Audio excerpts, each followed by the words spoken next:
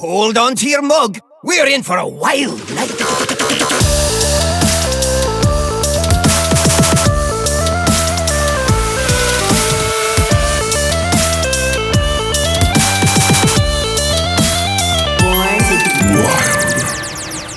Welcome everybody to episode 82 of Born to be Wild, a Wild exclusive Hearthstone podcast where we have fun hanging out with friends, talking about the Wild format of Hearthstone and spotlighting members of the Wild community. I'm your host, as always, Nate Wolf. It is good to be back on a beautiful fall evening here in Portland, Oregon.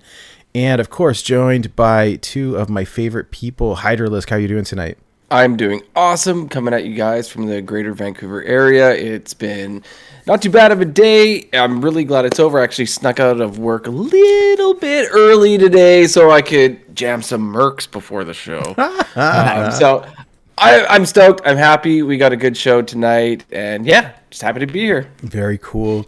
And of course, my great friend, Electric Sheep City. How are you doing tonight? Welcome back. Meowdy, doing fantastic. Been jamming quite a bit of Mercs today myself on lunch and, in between tasks. So ready to dive into it tonight. Awesome. Well, we have a special guest and a special topic for tonight's show.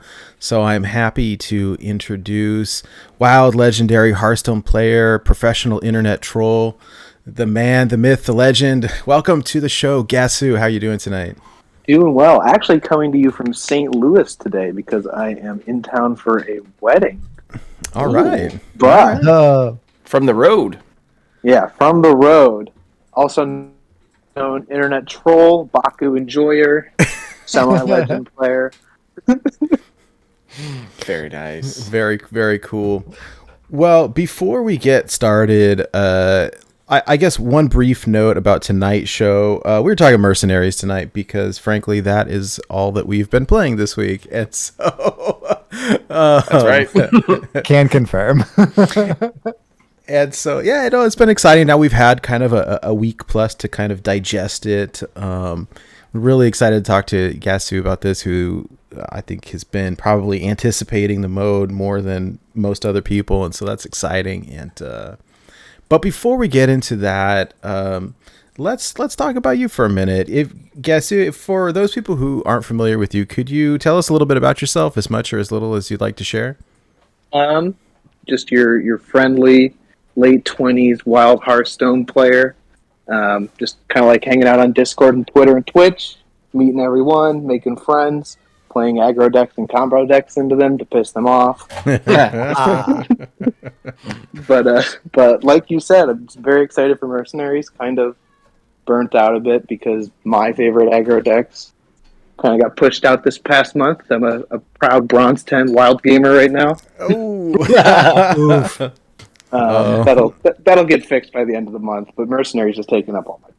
Yeah, for sure. Same here, man. Cannot blame you. How long you been playing Hearthstone?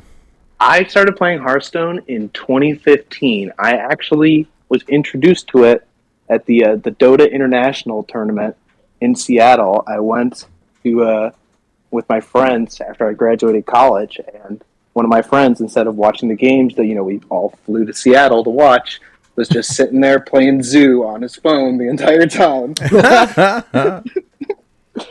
And he eventually got me into it because I played a good amount of Magic and Yu-Gi-Oh! Before that.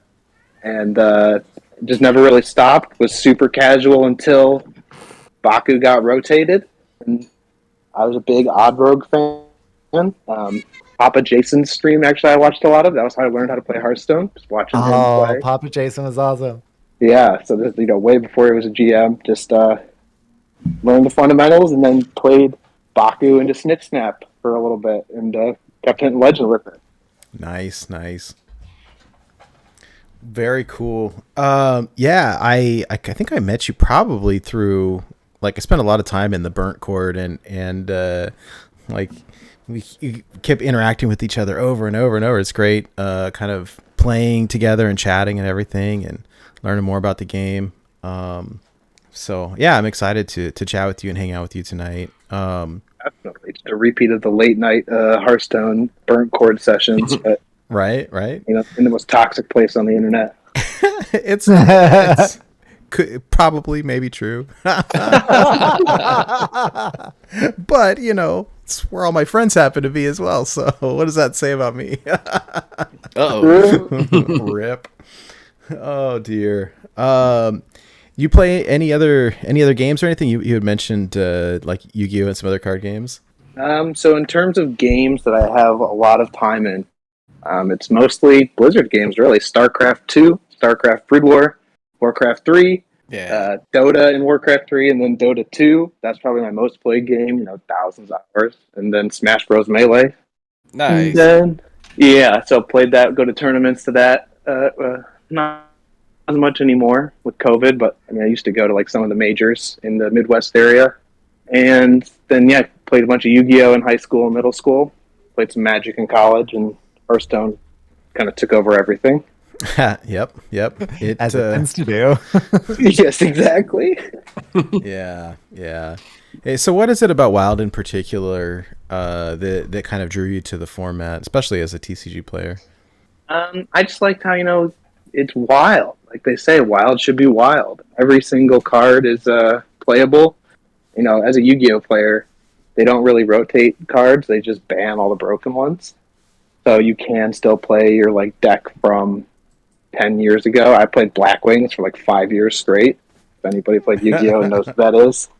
And so I just wanted to play with Baku when it got rotated. That was why I started. And then the standard meta. So was that sad for you and happy for everyone else? Because everyone was so happy when Gen and Baku rotated, right? You're like, no! I mean, luckily for me, Odd Rogue still terrorized the wild format for another year and a half after that. So yeah. I still have it by far. And it's still viable. It's still viable. You just smack in 27 one drops and some Volteras and a Baku and call it a day. Pretty Hinge much. Clan Bug too. Hinge Clan, No, not anymore. Hedge Clan's out of the deck a lot of the time. I've seen so many of the more recent lists. No more Henge Clan. It's kind of mind blowing, but So astonishing. it's faster now. The Hearthstone dev that's been posting the Mercenaries tier lists and stuff lately. You know what I'm talking about? Oh yeah. Yeah. Right. I remember. I saw that Odd Rogue one. Yeah, I was gonna say I remember him posting not too long ago. I think his title on Twitter is Hearthstone data scientist or something like that.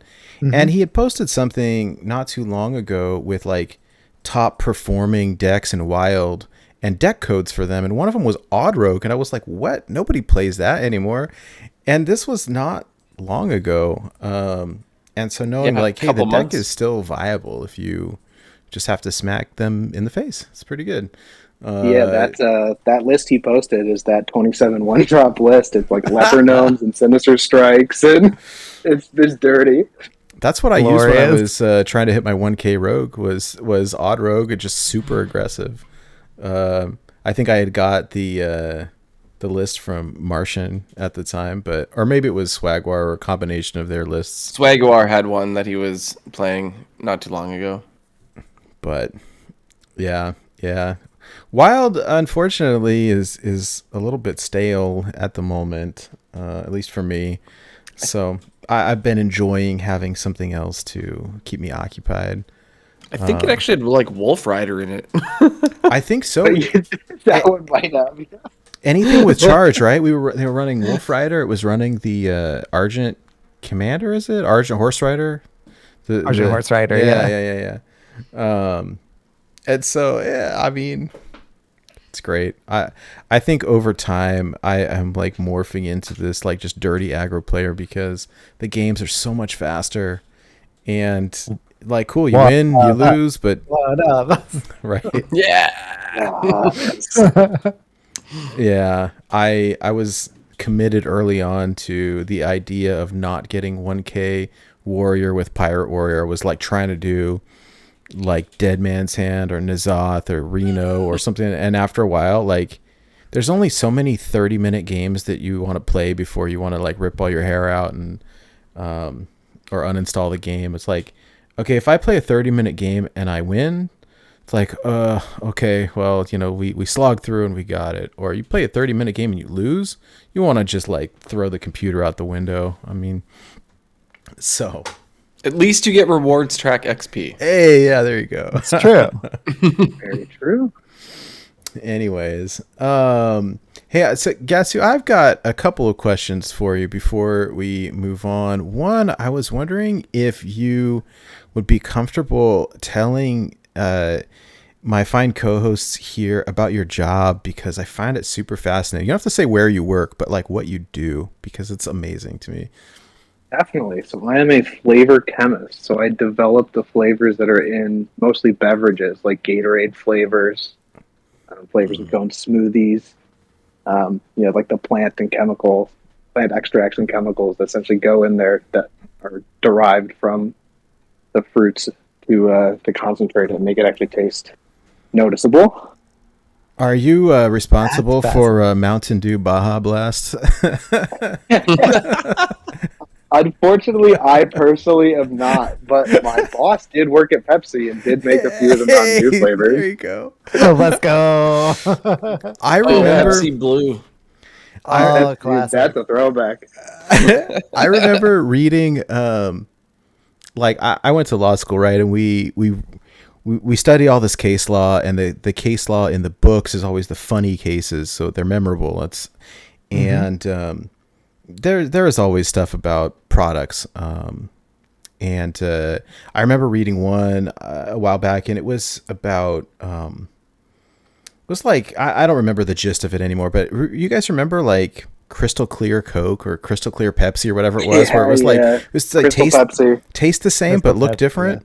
Yeah. Mm-hmm. That was crazy. And then recently they came out with Orange Coke. Like, what is this? All right. It was really good too. What do you think about the machines now, where like you go to the restaurant and you put in your cup and they've got the big screen and you can choose like any type of soda, and then you click that, and then there's any type of syrup that you can pour in?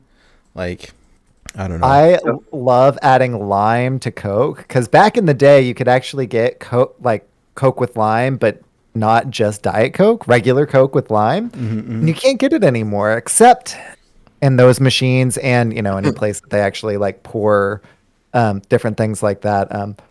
But those machines are more ubiquitous than places that pour syrup in. So I'm a big fan of those machines because Coke with lime is delicious. I always combine cherry and vanilla to the soda. I enjoy that. But so, Ggahsoo, is it a bit of an insult when you see a kid go up to a Slurpee machine and just like puts all of them in together and makes like a big swamp water and doesn't appreciate the craft?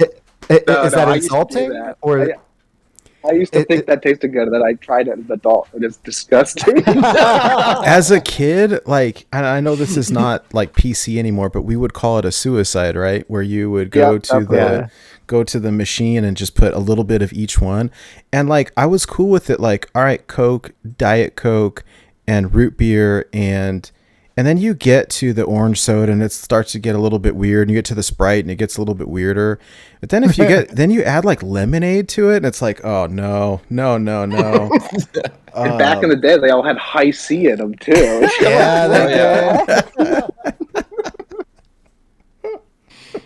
But those Coke freestyle machines are very interesting. I was actually just at Five Guys today eating dinner, and they have it now where you can scan a QR code and it opens up a web page on your phone where you can do the customization and you can hands-free it essentially. Yeah, I was at a Wendy's a while back, and because of all the COVID stuff, they had stuff all over the machine, like don't touch the machine, scan this QR code, and I did it for my phone and it worked just fine. I was all geared up to be like, oh god, this is going to take forever, and it was like quick and easy. I was pleasantly surprised. It's quicker, dude. The touchscreens never work on those machines. You have to push it like 3 times before it finally registers. Yeah. And then you accidentally ordered 5 Cokes. Oh dear. Hey, I don't know how you said late 20s.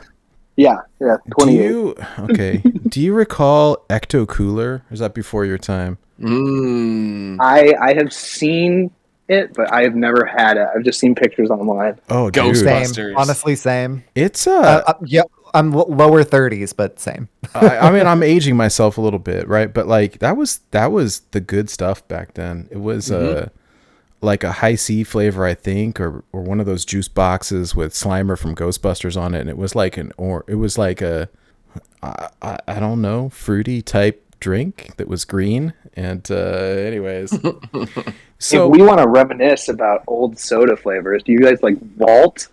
That was my favorite as a kid. I'm sorry, what? Volt? Oh, Vault. I'm Volt. not familiar. I have not had Volt. It was good. I've had Jolt. I've had Jolt. Yeah. Oh, Jolt is good. And then 7-Up did a lime forward instead of lemon forward one called DNL, which is just the 7-Up logo upside down. How fun! Do you remember when they had that ad campaign and it was "Make 7 up yours"? I thought that was so funny and it's just so like inappropriate now, but it was so great. And the spot was so cool. They The even spot, had- there was the video game. Yeah, that's exactly what I was going to say. The video game was so cool. It's a platformer. Yeah, there was the Spot game, and then there was the Noid from Pizza Hut, right? Was it? That's a very dark story. No. I don't know if you know the entirety of the Domino's? Noid story. It was in Domino's. No. Domino's. Yeah. There's a very dark reason why they stopped using the Noid in advertising. Oh Is it? gosh, I'm really curious I don't think it's to know the appropriate. answer. We'll look it up later.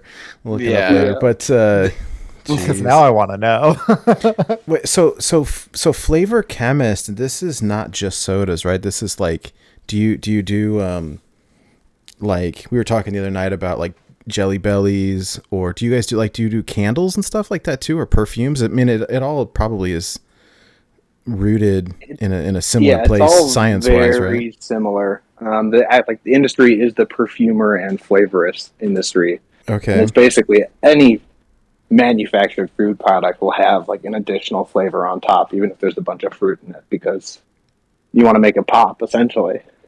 Yeah. Makes sense. And then, do you guys get to like test them? You know, like who has to test? The worst are the bamboozled ones, right? The nasty flavor ones. Like who has to test those? Bean boozled. Bean Yeah. boozled. Yeah. I was telling you the Yeah, other night. somebody Like, makes those.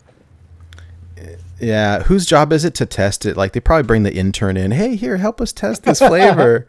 Oh, it's dog food.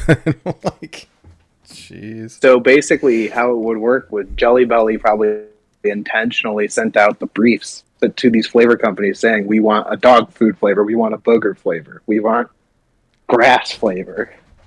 And The then grass people have to ones make them taste up. good, though.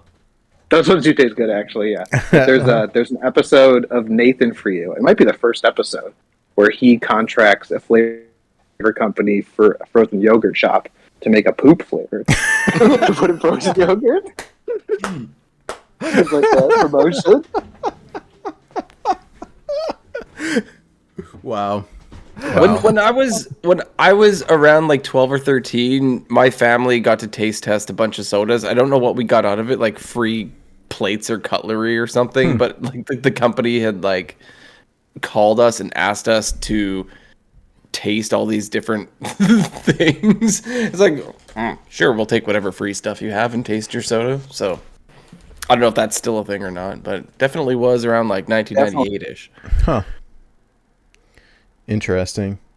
I don't know. That stuff is fun. I used to work in Newport Beach, California, and my office was right across the street from the Wiener Schnitzel, and it was like the corporate office, or was like the, I don't know. They used it as like a tester office, and so when they had new products, like they'd put them there first, and then they'd give them away for free all the time. And so, like, I worked at the courthouse. We'd walk across the street to the Wiener Schnitzel, and they'd be testing a new hot dog or sandwich or whatever. Like, hey, you want one of these for free? Just, you got to fill out a questionnaire after. It's like, all right, this is kind of cool. And sometimes it was terrible, and sometimes it was pretty good. And Recent terrible ones that they've done, like just that they handed out to college students. A lot of the times, what they'll do is they'll just set up a booth on like the quad and hand out Doritos flavored Mountain Dew or Kraft mac and cheese ice cream. Doritos. Those are Both two of real those sound ones. incredible.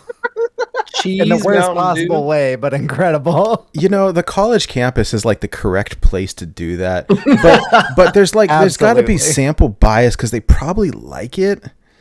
Like I see these Yeah. like pickle flavored chips and stuff. It's like, who would want to eat that? I don't My know. wife, she loves the pickled ones. For Pickle real? flavored chips are delicious. Pickle flavored beer though is just Oh my terrible. goodness! Wow, that sounds pretty bad. It's not good. Pickled beer. I don't have words. It's fascinating though, right? I mean, I'm sure we could all tell war stories about our different, career paths, but it's just such an interesting one for me. And a long time ago, there's a movie called Perfume. It's Good. It's so good, and The book is okay. I never read the book. I think they made a TV series out of it as well. Oh, cool. But there was a movie, and it was so good, and I recommend it. If you, it's all about scent and making the perfect perfume and all of that.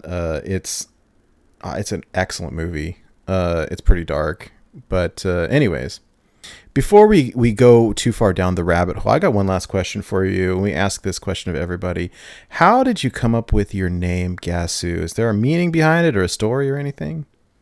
So I was playing StarCraft 2 with my username was Ggahsoo, like pro in Korean. If anybody plays StarCraft, Oh yeah, I know that. and I was playing in the Collegiate Star League, and the commentator just kept screwing it up and saying Ggahsoo over and over. And so I eventually changed it because it turns out there's like a million Ggahsoos on any of these games the Koreans play. Oh, That's awesome. it's Ggahsoo. Okay, I've been pronouncing. I Yeah. feel like Hermione. It's not Ggahsoo. It's Ggahsoo. Yeah. And then the second G came into the front because somehow somebody already taken Ggahsoo on Gmail. Shit. So I it think- was GG Ggahsoo. Yeah. I think that's Ghost. absolutely hilarious because we used to say, like, even in StarCraft 1, me and my friends used to joke around back in the day, like, oh, I'm so Ggahsoo, I'm Ggahsoo. All the time when we play, we Exactly, always said dude. that. Yeah, we always said that. That's hilarious. And I find that the fact that your name is a play on that is so funny because it's by accident. That's great. How That's funny. incredible. Good times. Good times. Well, let's move into our weekly recap and see how everybody is doing, what we've been up to lately, whether it's in Hearthstone or just our lives in general. Nate, what's been going on, man? Yeah, it has been kind of a long week for me. I don't remember where I left off last week, but I got my results back from the doctor, my ultrasound results, and I've got a 2 hernias, in fact. A large tear on the right side, a smaller tear on the left side. It just feels like I'm sitting on a golf ball all the time. It is very unpleasant, I will say that. And so I'm waiting to get surgery for that. The date is November 1, and so I'm about a week away. Thankfully, to get that taken care of. But it's and I've been going to work and stuff anyways, but like I just can't sit for a long time. And if I move too much, and I'm thankful, very thankful that it's sort of in it's in my like lower abdomen area, I think, but like it's so bizarre. Like if you don't know what it is, it's essentially your kind of intestines like pushing through your muscle wall. It's the craziest thing to feel it, and it's super nasty and gross. And like I am really looking forward to getting that taken care of next week, so that'll be great. But because of that, I haven't been spending that much time at the computer, which is why one of the reasons why Mercs has been so good. I have somehow managed to watch like 7 seasons of Seinfeld in 2 weeks now, which is a terrible, terrible thing. But not that there's anything wrong with that.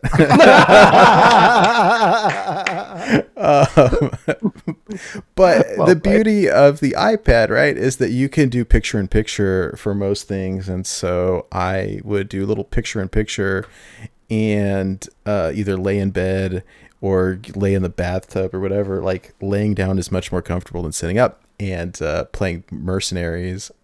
Just it's kind of mindless. I mean, when you're playing PvP, you got to really focus, or when you're actually trying to complete levels for the first time, or the heroic for the first time, whatever, like, all right, you know, I'll kind of try hard. But when you're just trying to level up your mercs and get the tasks, like, you really don't have to think about it. And it's been really great at just keeping me busy.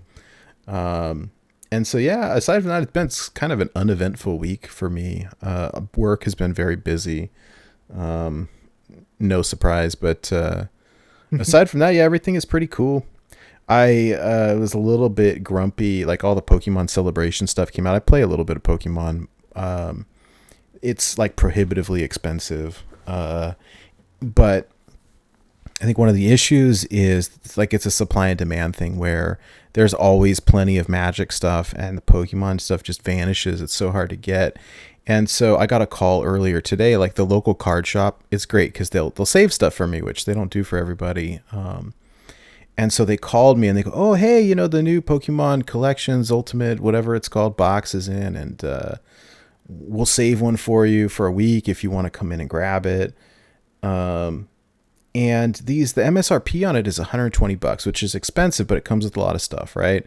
But like, you know, and I was like, oh yeah, okay, you know, how much is it? It's $299.99. I was like, I almost had another hernia. Like, oh my gosh, I can't. It's too much. And so it was like, oh, thank you guys, it's so nice. But I can't afford that. You can just give it to somebody else. And it's just a scam. I don't know. I mean, I love the company, you know, but like the markup is insanely high. And so I kind of irritated with that, but, you know, I don't know. Life is fine. Life is good. Having a good time, kind of relaxing, watching a bunch of TV and movies and playing Mercenaries has been an absolute blast. I've played almost zero Hearthstone. What's interesting is last week I was at 250 on the Wild Ladder, and I logged in earlier today and I was at 257, which means like I haven't moved in a week.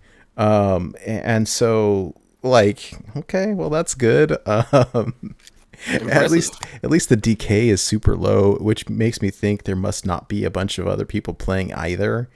I don't know.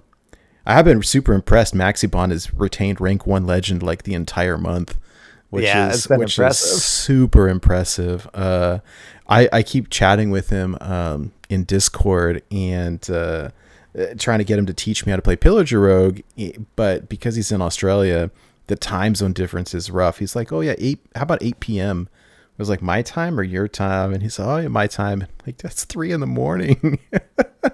Like, I'm sorry. That's rough. Maybe we can do something on the weekend. But anyways, yeah, you know, I'm just kind of keep on keeping on, but I'm excited to be here and hang out tonight. And we got a fun show. So anyways, yeah, no, let's move on. Sheep, how have you been? What have you been up to? Yeah, so I finally was able to see the podiatrist. So kind of like you were getting your health issues sorted out, I've started getting mine sorted out too. So whenever I saw the GP, they were like, oh, you know, you've got bone spurs, it's not plantar fasciitis. Saw the podiatrist and they're like, no, it's 100%. Like, it's a really severe case of plantar fasciitis, but that's what that is. So that's what I've got. They do like this one shot, but they want to see if they can kind of get me to not need the shot for a couple of reasons. You know, one, you know, if you can treat it without like getting there, then that's good. But two, they just give me the shot and then everything ends up tensing up, then I'll get it again. They do the shot like right in your foot? Yeah, like right into the foot to basically loosen up that tendon. Muscle. I'm not sure exactly what it is. I've had a cortisone shot on one of my toes before. It really helped, but yeah, they don't want to do it unless they have to. Yeah, exactly. So they were like, this is a pretty intense plantar fasciitis, but we're gonna have you do this first. So A, because it's pretty painful, but B, if they give me the shot and then all of the external things around it, like, don't change, then I'll end up having the issue again. So kind of like knowing all of the different stretches and getting like all of the I've got orthopedics on order. Those will be in before too long. and all sorts of things like that. Even if I end up needing the shot, then I still have all these things kind of in my arsenal to where if things kind of start tensing up, then I know what to do and it doesn't spiral out of control to be like it is now. So it makes sense. So still got that thing. The orthopedics should be in like the beginning of November, but it's already shipped out, so maybe sooner. They making I've like got the you said orthopedics. You're talking about like inserts, like or insoles for your shoes or something. yeah. So they're kind of like the we were talking in between stuff, and whenever I mentioned, right after I got that to our co-host here, Hydra looked it up and like Dr. Scholl's ads just started popping up everywhere. And, Yeah, I've had some of those before. Yeah, I had not heard of your condition that you were diagnosed with, so I wanted to be a little educated on it. And when I typed it in before the definition, it was Dr. Scholl's ads before even the definition showed up. So I guess Wow. So that's like the arch of your foot, right? Like kind of the. Yeah, kind of. It's like the tendon that goes kind of beneath the arch of your foot. And I have a really high arch in my foot, so it kind of makes sense that is a thing that gets strained for me a little easier than for most, maybe. So those should be in before too long, but I've had Dr. Scholl's stuff before, and I don't know if it's just because my arch is so high or kind of what. They didn't really seem to help a whole lot. I also may have been doing something wrong about it. Who knows? Because like that comes in like this huge range of sizes, and you have to cut it, which is weird. The ones that I've got that are coming in are not like that, and I'll actually just be able to like plug them in and go. So nice. Pretty exciting stuff to kind of have that on the road to recovery. And if it's still trash whenever after 4 weeks, then I'll get the shot and move on with my life. So other than that, it's pretty much just been work and Mercs and work and Mercs and work and Mercs and work and Mercs. So that much has been pretty busy but fun. I have been grinding. So I got all of them to level 30 pretty soon after last week's show. Thank you. that's very impressive. Much obliged. And then I started grinding tasks to eventually get everything to have all of my equipment unlocked, and got to where I have 29 of them maxed out, completely maxed out. That's crazy, dude. Like you did it just in time as well, where I think there's a lot of other players are going to be a little bit disadvantaged with this new update. We'll talk about it later, but I love your spreadsheet, by the way. And so I'm sorry to interrupt, but I wanted to, because we're looking at it on the screen here, that I've been borrowing it, and I suppose that was kind of fortunate to kind of beta test it as you've made a bunch of adjustments to it over the week. But it's been wonderful for tracking because the game doesn't record this stuff super great. So anyways, thank you. And the sheet is beautiful. I think you were making it available to folks on your tweet earlier today, I think, or maybe that was yesterday. Yeah, yesterday. And if anyone wants to kind of check it out, esheep.city/mercenaries hyphen template. Just /mercenaries is a direct link to view my sheet, but you can't edit that one. So mercenaries hyphen template. You can just bring it into your own Google Drive and start plugging stuff in. It's pretty cool. Like whenever you put your task level in, well, that is less integral for this part, but how many like levels you have your equipment in and your current coins, I have it to where it'll calculate how many coins you have to acquire, not just how many it takes, but how many you still need to go out and get. You're a freaking math god. I love it. It's Sheep sheets. You gotta trademark that. I know some lawyers who can help you. Not me, but it's been a great tool. It's been a great tool. So Thank you. very nice. Yeah, it's been a blast. I was basically like, I'm doing all this for myself to just track where I am and see what all I still need to do. Because 51, 51 mercs is a lot to keep track of, and without some way of keeping track of it, then it's basically just like, oh, I'll do stuff, and maybe it's for the best, maybe it's not. And this has kind of helped me stay on track. And since I was like, I'm doing it anyway, may as well roll it out for anyone who actually wants to look at it to actually kind of use as well. So Nice. it's there if you want it. And that has mostly been what I'm doing outside of work, except for last night. Last night, I watched this brand new film that came to theaters, but also is out on HBO Max. I watched it at home. And that is Dune. So Dune Part 1. So on the little poster, that image that I sent to Nate and is up there now, it says It Begins on it. And that's because it is very much just Part 1. Wow. Don't be disappointed whenever there's not a definite ending at the end. It's not supposed to be. That's not a spoiler whatsoever. It calls it Part 1. It's not the whole first Dune book. Be aware of that much, and you won't be disappointed. Thing is beautiful. Dune is one of my... Yeah, the cast is incredible. It's like Zendaya, Tim Chalamet, Oscar Isaac, Jason Momoa, who I always want to call Jason Mimosa.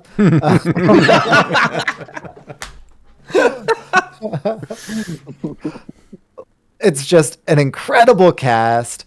The effects are just beautiful, like breathtaking. The cinematography is oh my gosh, amazing. So definitely recommend that one. Check it out when you get a chance. Oh yeah, and Dave Bautista. I completely forgot that he was in that, and he's like, oh sweet, a major part. Yeah. So star-studded cast, an incredible story, obviously, and they're doing it justice because it takes the book is super not just lengthy but dense is kind of has a negative connotation, but it's not negative, right? Like it's a deep sounds like, oh man, it's deep, but like, no, but it's a whole world, right? There's a lot like, to I mean, it. There's a lot of depth there that, and I've not read all the books, but I understand what you're talking about. It's very, what would you say, substantive, meaty, right? Something like that. It's a lot to it. So the fact that they weren't just like, oh, we'll knock it all out in, like 2 hours. The part 1 was 2.5 hours. So, oh, we'll knock the whole thing out in 2.5 hours. It's like, no, part 1 is 2.5 hours. So they're definitely taking their time with it. And that makes me happy to hear, to be honest. It really does. Yeah. Some of it, it's like, oh, the pacing is slow, but it's not slow in like a bad way, right? It's slow in they're developing, they're showing it, they're telling the story like it's supposed to be told in a movie. And I'm really excited to see what part 2 and any other things that they do.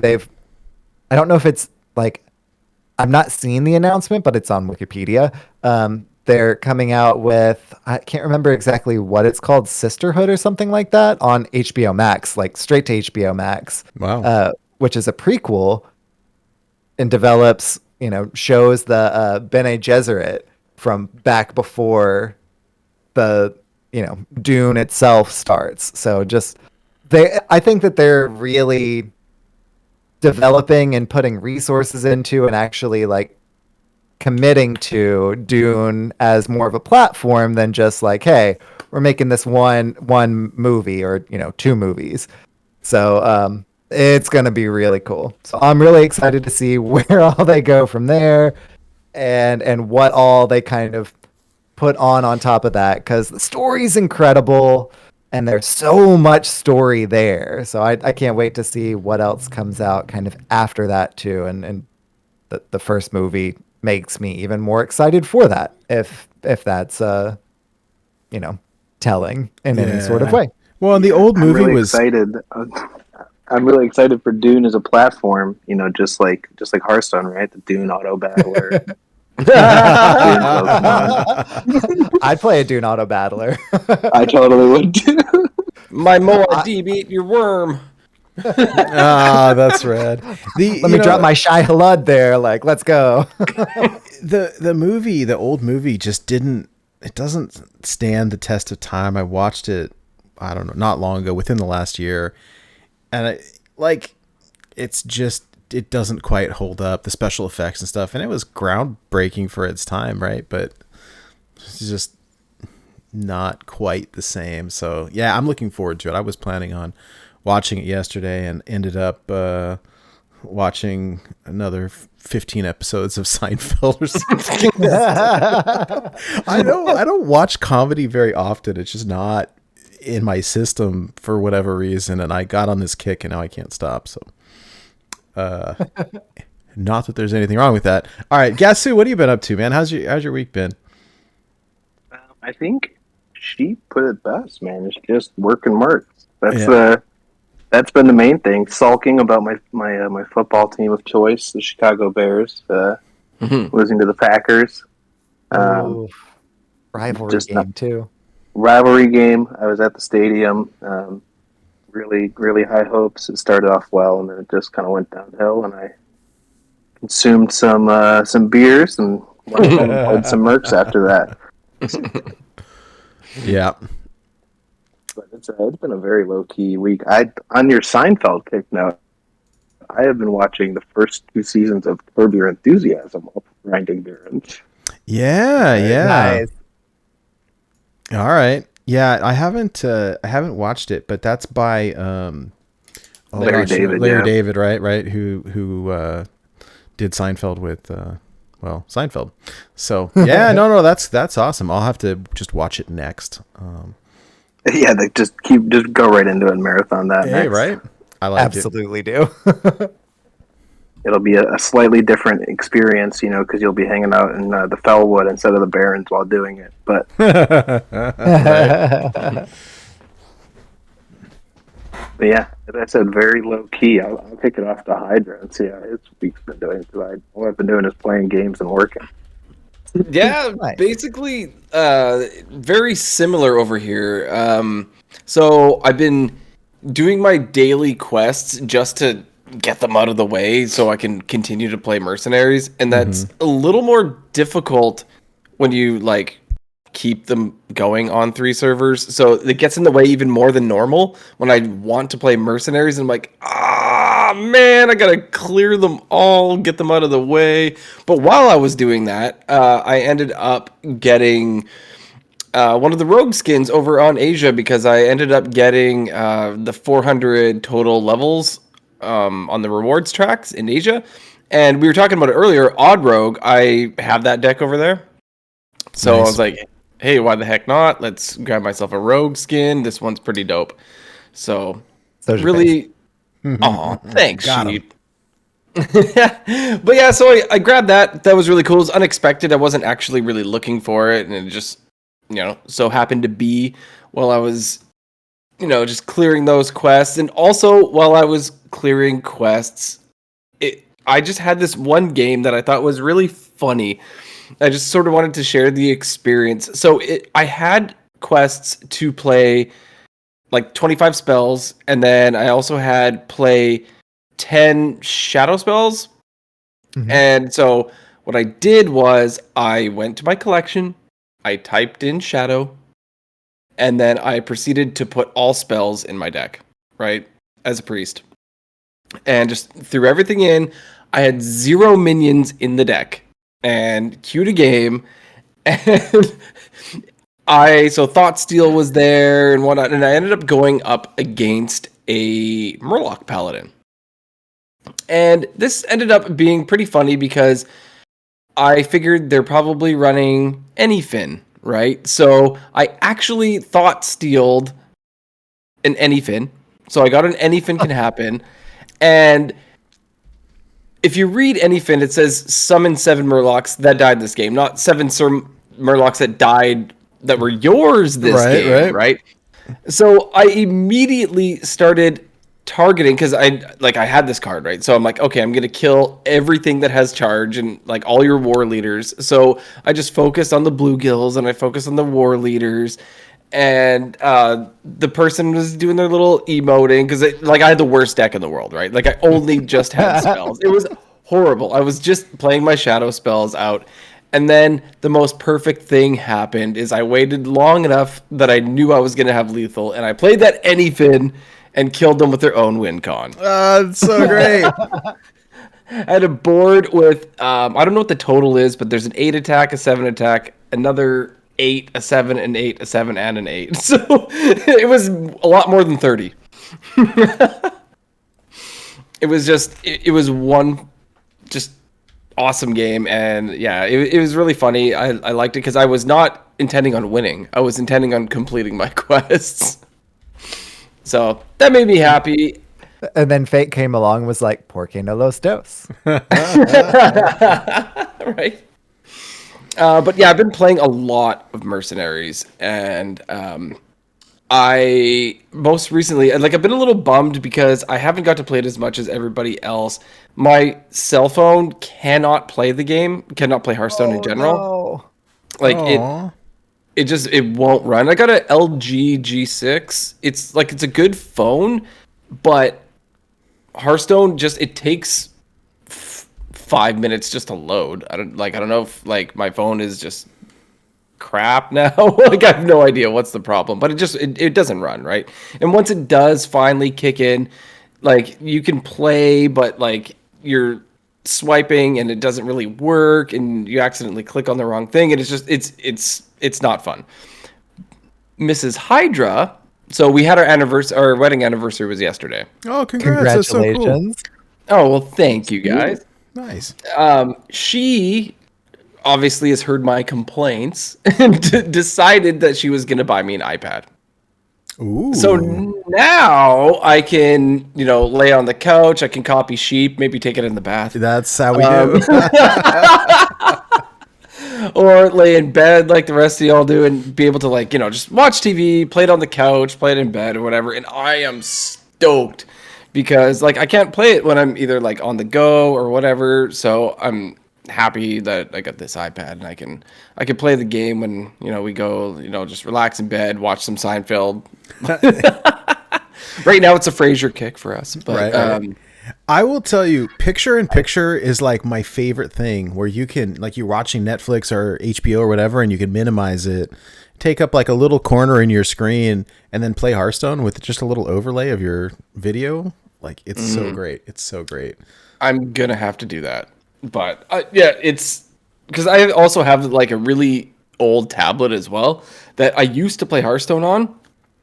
And before we went on vacation in the summer, I tried updating Hearthstone on it. It's a Galaxy Tab E, a Samsung Galaxy Tab E.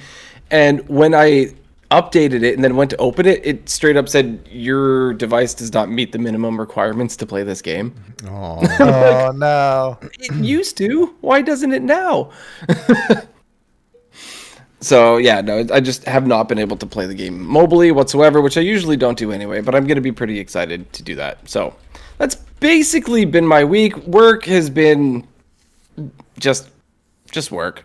I left early today because I wanted to play a little Mercenaries before I left work. Hey, whatever happened with the dude that caused the shutdown? I mean, I know you can't talk about your HR stuff. I don't want to get you in trouble, but No. Yeah, no, it's fine. He still has a job, so that's good. Well, that's good for him. For him. Yeah, he's probably got a target on his back a little bit. Yeah. Well, in the email that he sent, he literally sent it, like I said, he sent it to our CEO, but he threatened to put all of the moldy stuff in his boss's office in the email. somehow still has a job. Wow, that's incredible. Yeah, it was pretty ballsy. But to be honest, he did what needed sort of to be done because no one was doing anything about it. He did not follow protocol. He did not do what he was supposed to do. There was no procedure that he followed. But by doing it, he actually finally drew attention to the issue that everyone was ignoring. So I'm not saying whether it was right or whether it was wrong, but it was very entertaining. I mean, I suppose it's a good desired outcome, like sort of. I don't know. Yeah, we actually had to do some sort of like a meeting with him to determine if there was going to be disciplinary or whatever. Yeah. Disciplinary action. But like at the very beginning of the meeting, he brought in his phone and he's like, "I'm going to be recording this entire conversation," and like hit the button, and we're like, "Oh, Ooh. Shots fired." Okay, well. I don't know. I guess maybe for me, like I work with so many lawyers that like you just don't. It's like, oh, I'll tell you a tough guy, eh? You know, like yeah. So whatever. Anyways. It's funny. So all the workers like him, all the managers hate him. Basically, how it ended up. That is how those things go. Man of the people. Man of the people. Yeah, he's like a Robin Hood, I suppose. Anyway, that's basically been my week. Let's dive into what is going on the listener series. What's going on there, Sheep? Yeah, so what's going on is tonight we have the finals. Let's go. Yeah. Excited for that. That's going to be great. Yeah, very exciting. So, like we mentioned last week, Cyber Gamer will take on Jordan MG to determine who wins the season. So, we now have our decks in. We now have everything locked in place. They are ready to go. And the finals, just kind of a refresher in case you forgot since last week or are just catching us now. The finals are a little bit more involved than usual. They have 2 steps. A banning cards phase, and then the deck creation and playing phase. So the first step was week before last, which was banning cards. So we don't have a straight up challenge this week. We have basically build a challenge. And so Build each a player Build a band, right? Yeah, we're calling Battle of the Bands.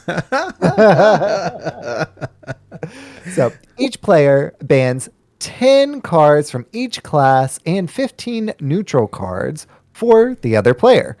So, basically building a ban, Battle of the Bands, whichever one you want to say. I personally go with Build a Band because Bears are just so cute and cuddly.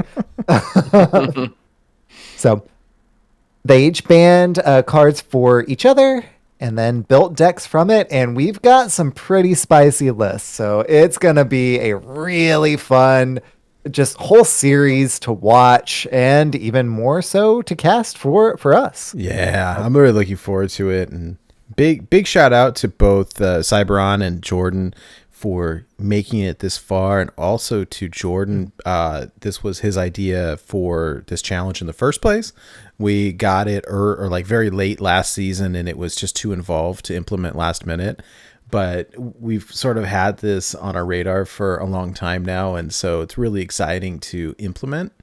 And we'll get into greater detail after the show.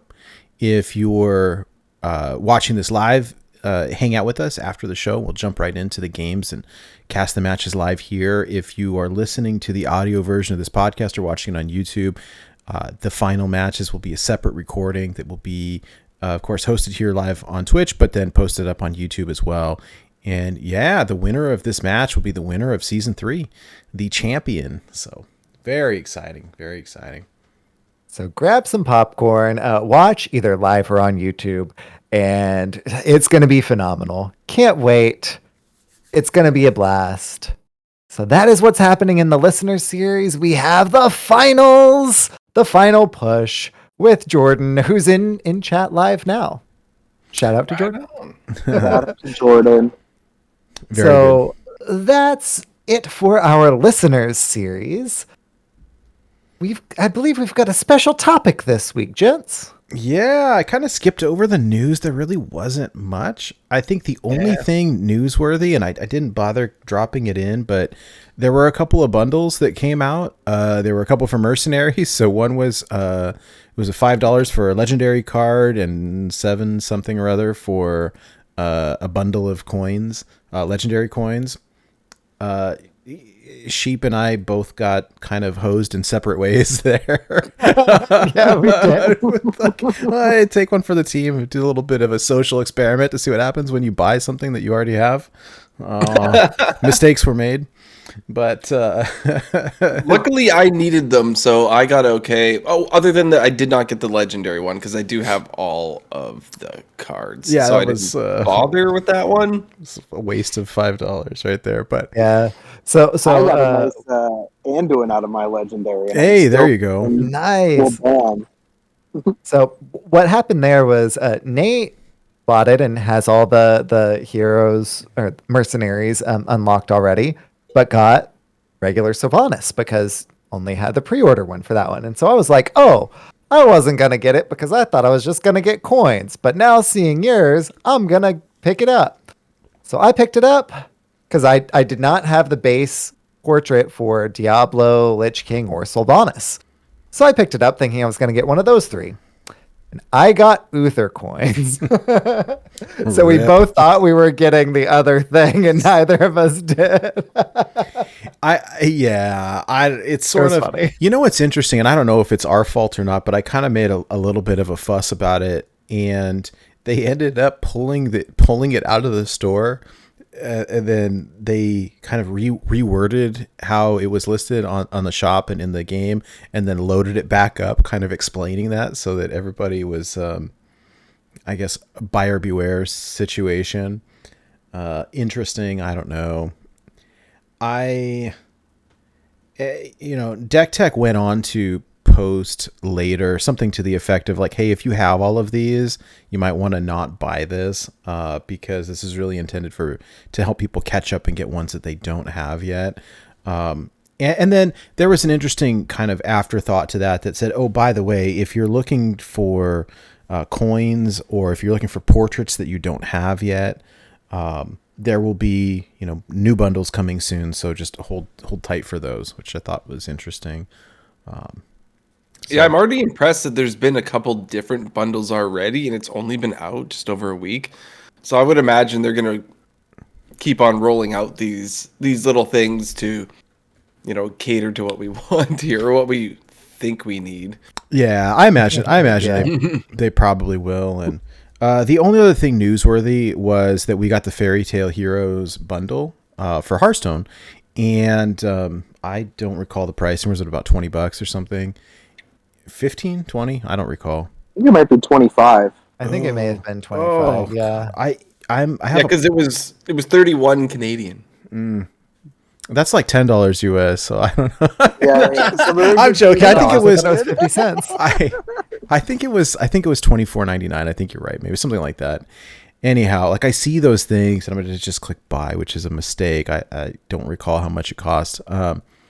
But it was super cool. I really like it. The heroes are very cool looking. And then we all got the pirate, the pirate warrior, Ggahsoo for free, which is super cool. And then there's another free one next week, for Battlegrounds, is it the Guff portrait? Yeah, Guff Stormwind Guard.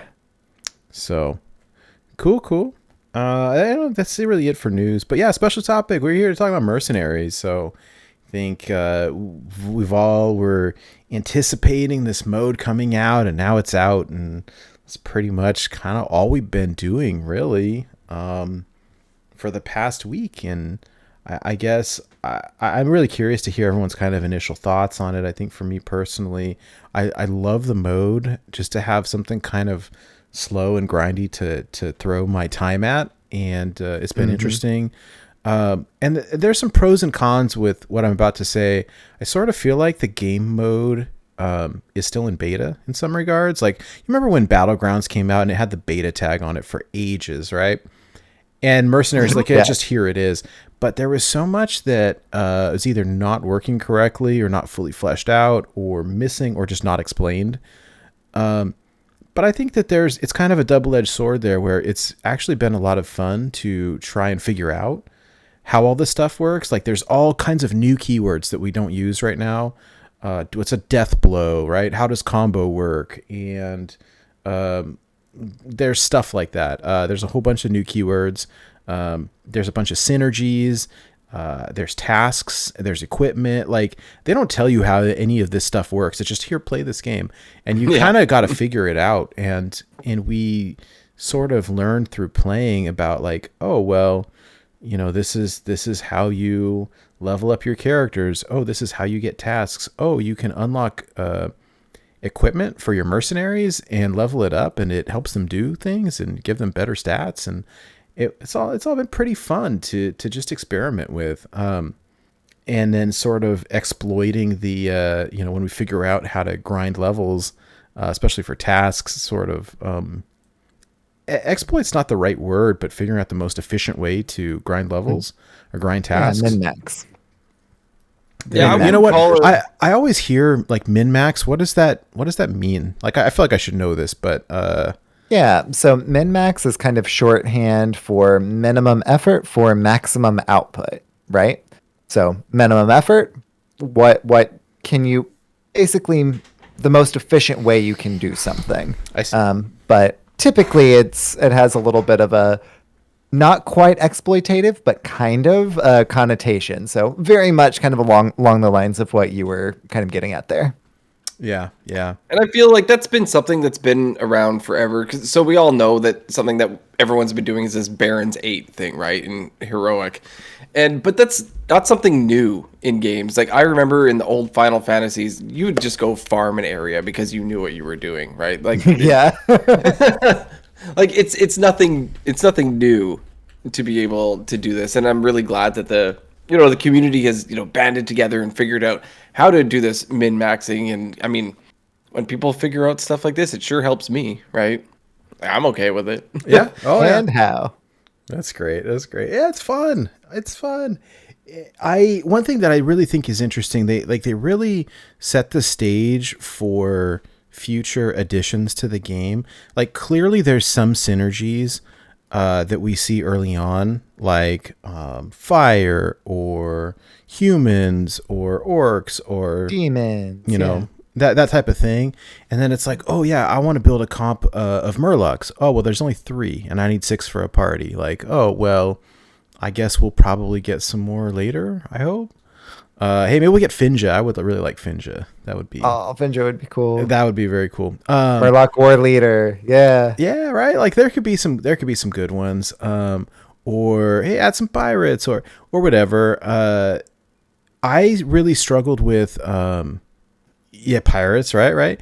I think so. The way that this game works, right, is there's this huge component of PvE, which is like you're playing versus the computer. There's a separate PvP component where you're playing against real people. When you're playing versus the computer, you have these maps so that you kind of progress through and you can take different routes. But between each stage, you get buffs to choose from. And a lot of times they involve synergy. And it's like, hey, your orcs get, +1/+1 each turn, or your humans get this. But then they started diving into, like, your alliance characters get this and your horde characters. And I'm like, oh no, who's alliance and who's horde? And like, you can sort of tell generally, like, all right, humans and gnomes, right, are alliance, and we have orcs and trolls that are horde. But then I don't know about, like, well, what's a murloc? Like, I don't think it's alliance, but like, is it horde? Like, I don't really think so. I don't know. What are these elementals? Like, I don't know. And Elementals are neither. well, there you go. So there's a lot, I think, that's still kind of unexplained.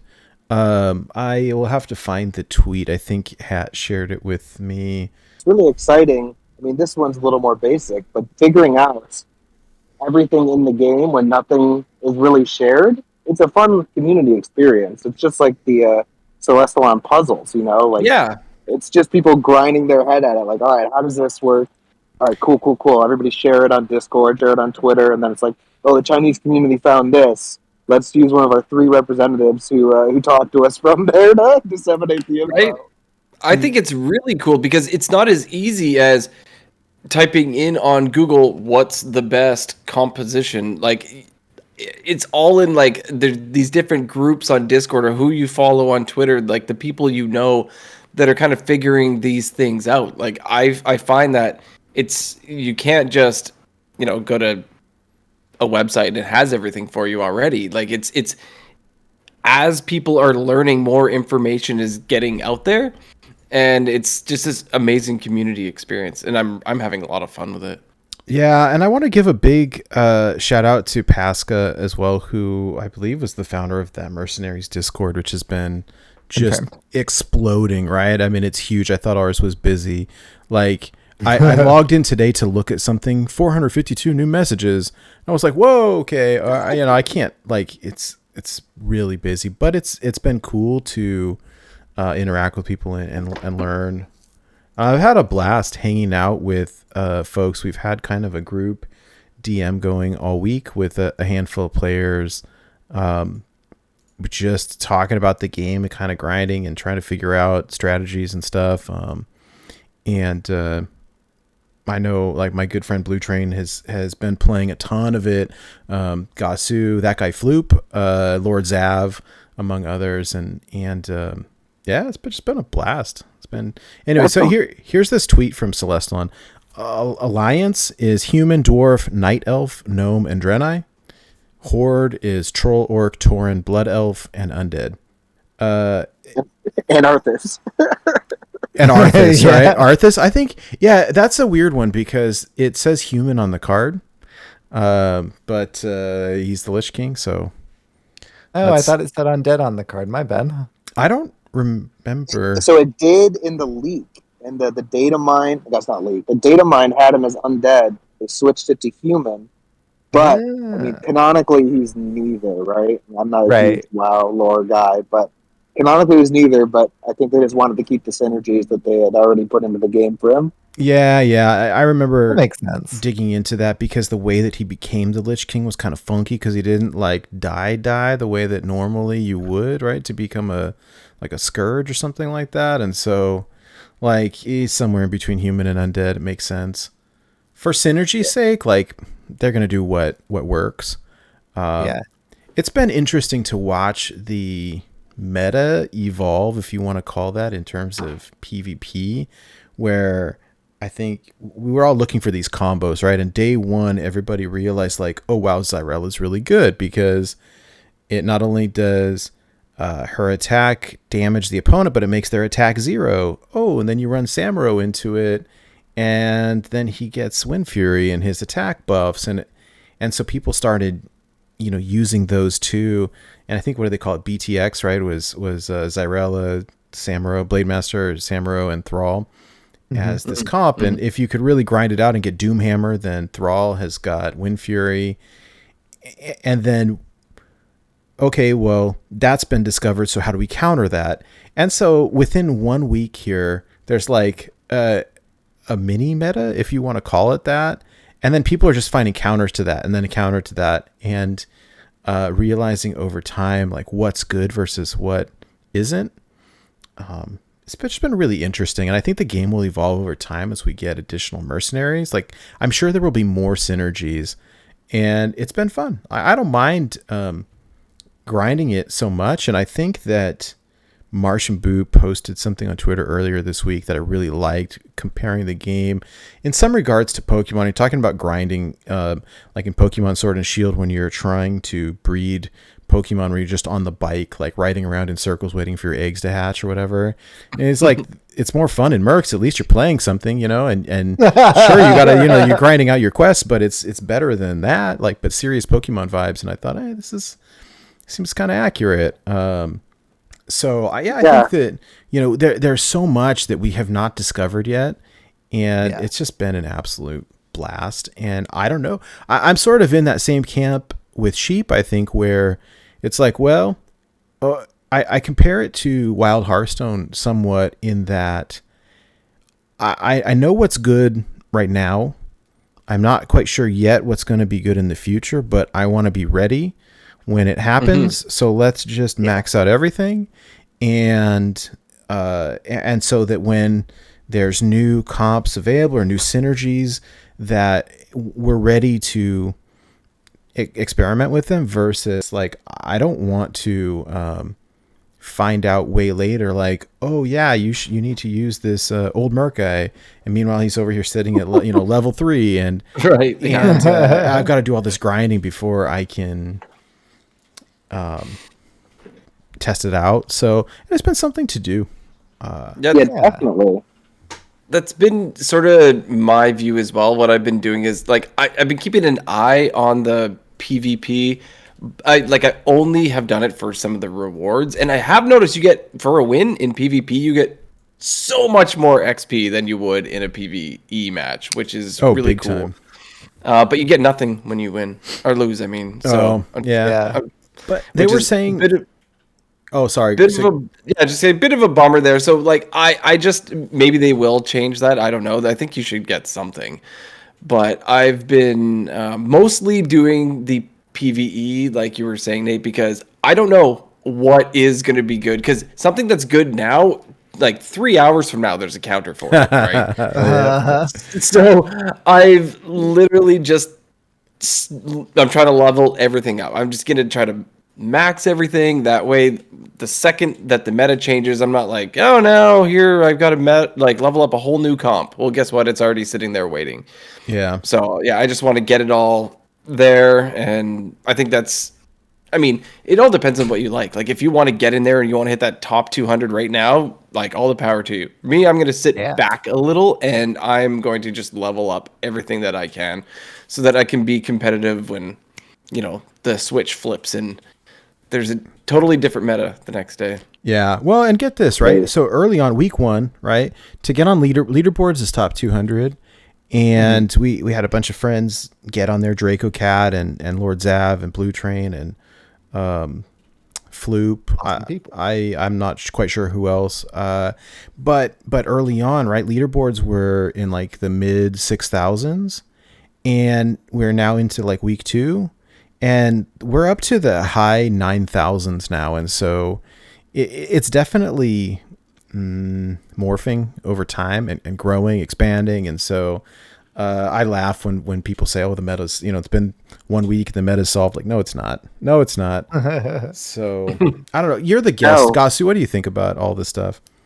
So I'd like to go on about the meta, because I kind of just did PvE enough to get my Task 7 equipment, get my stuff to 30. I'm doing 330s in front, maybe 130 in the back, and then 2 level 1s, and getting up to 6,000 MMR playing bots, swapping in 1s to get that massive EXP bonus to level everything. Yeah, can you let people know real quick about how that works with the PvP and how the bots versus real people, just for those who maybe don't know?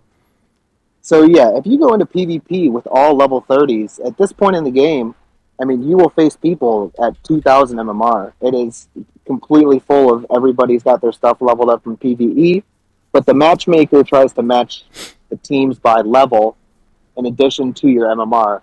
And if you throw in, 2 really low level mercenaries in the back, maybe 3, it really screws with the matchmaking algorithm. I don't know if it's intentional or not. They said it's the most advanced matchmaking algorithm like they've ever done or whatever, and people have found ways to break it already. You talk about min-maxing, right? Exactly.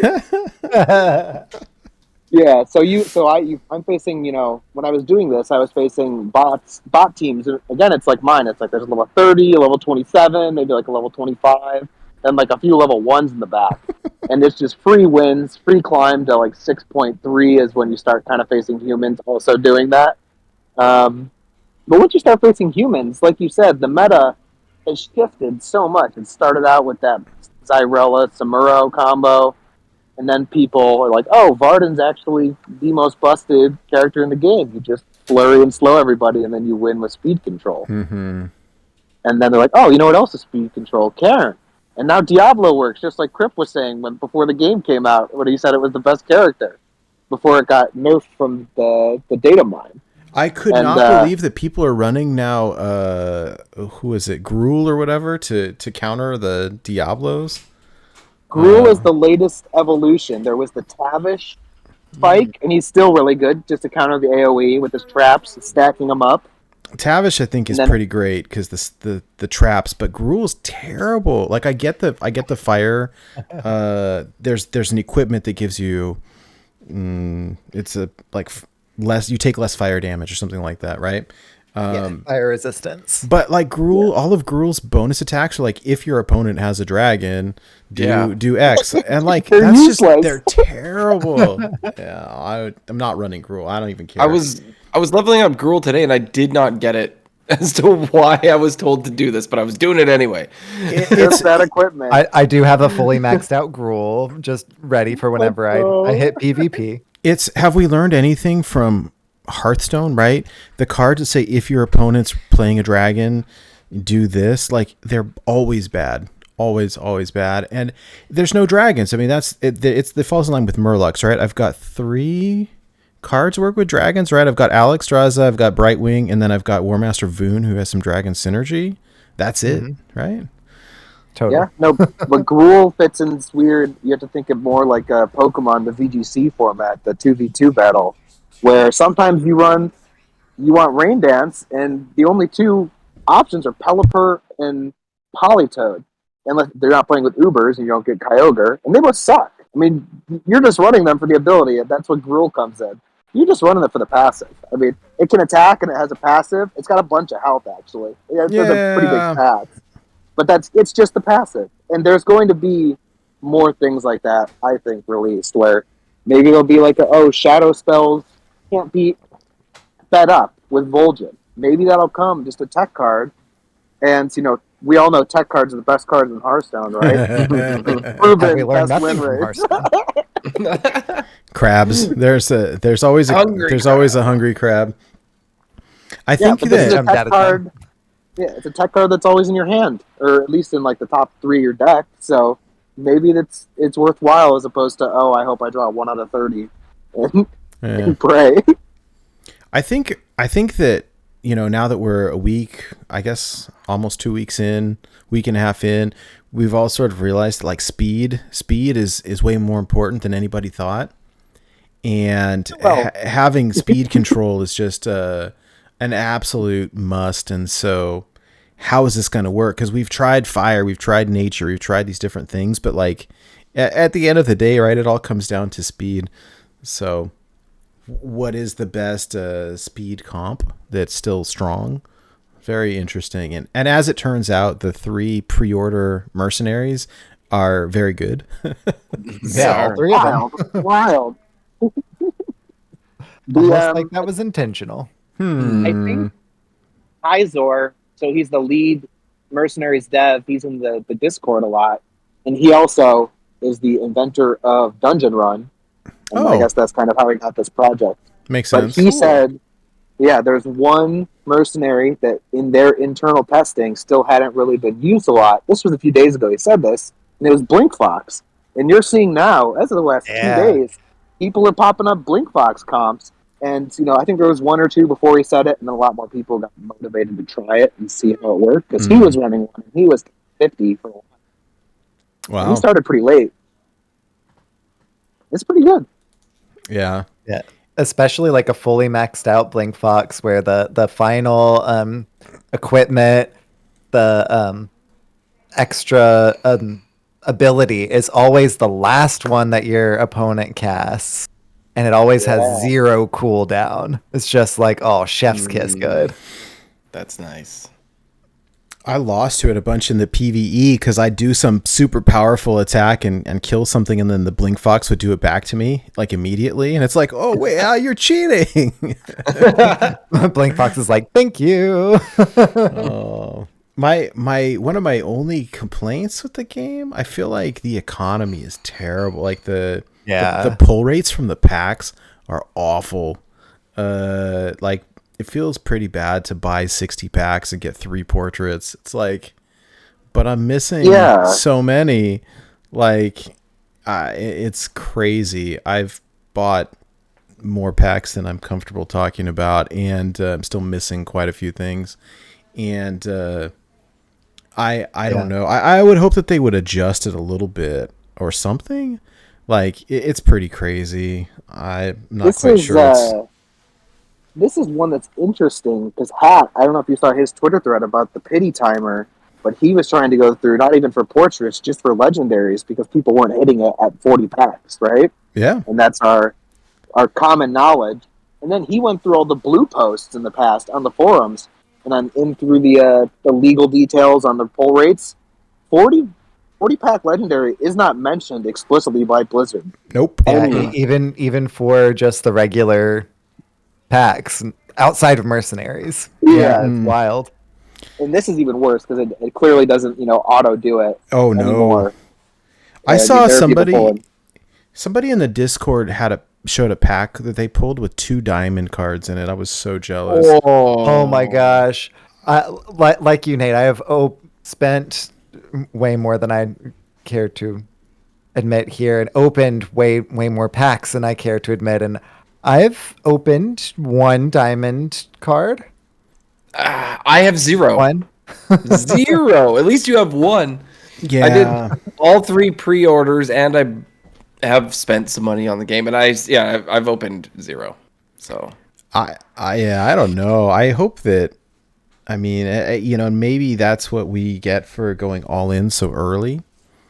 But it feels rough. Like I wish that they would adjust it a little bit. I mean, I appreciate the duplicate protection, but I also feel like it's sort of a scam. Like, hey, if you open a gold version of a card, you can play it even if you don't have the base version. But then you can still open the base version, especially with the legendary cards where the pull rates are so low. Oh, low. It's like, look, I feel like the equitable solution is if you get one of the gold ones, it just should unlock the base version, right? Yeah. Because then pulling the base version, like it just feels so bad when the pull rate is so low. Mm-hmm. So what's crazy is I have all of the Diablo portraits, but not the base Diablo at all. What? Jeez. That's insane. I don't know. Eventually, if I continue opening packs, eventually I'll open regular Diablo and I'll be like, well. Yeah, I don't know. It's bizarre. I think you get, you unlock some, and then some of them, like I have none. I have Diablo, the diamond one from the pre-order, and none of the other ones. Mm-hmm. I don't know. The pull rates are atrocious. And then I've got the other piece that I really don't like. I wish that they would fix from a duplicate protection point of view is like, once I've maxed out a mercenary, like I don't want the coins anymore. Because, I mean, I guess you still keep them, right? In the collection manager, it shows up as maxed, but if you click on the character, it'll show the number of coins there. But, like, we all probably, because we've been kind of exploiting this heroic 8 level to grind tasks, but, like, I've got, like, 4,000 like carry-o coins.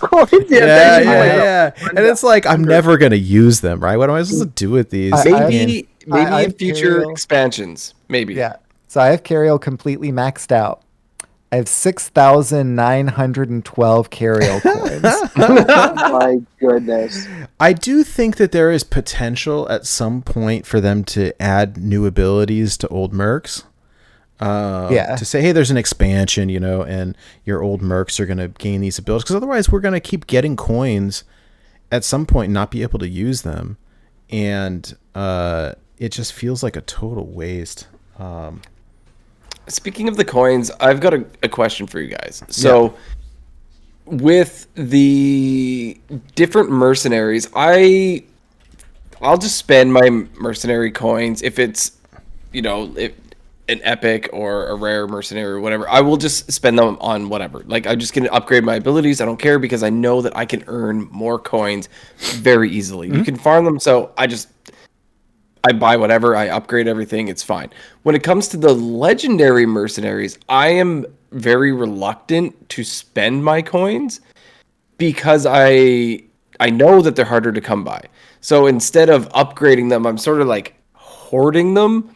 Like, are you guys doing a similar thing, or are you just sort of willy-nilly just buying whatever? Because like I don't know, like right now, this piece of equipment may seem like the best piece of equipment, but what if I put all my coins into that and then suddenly that's not the one that's, meta, right? Yeah. So Hydra.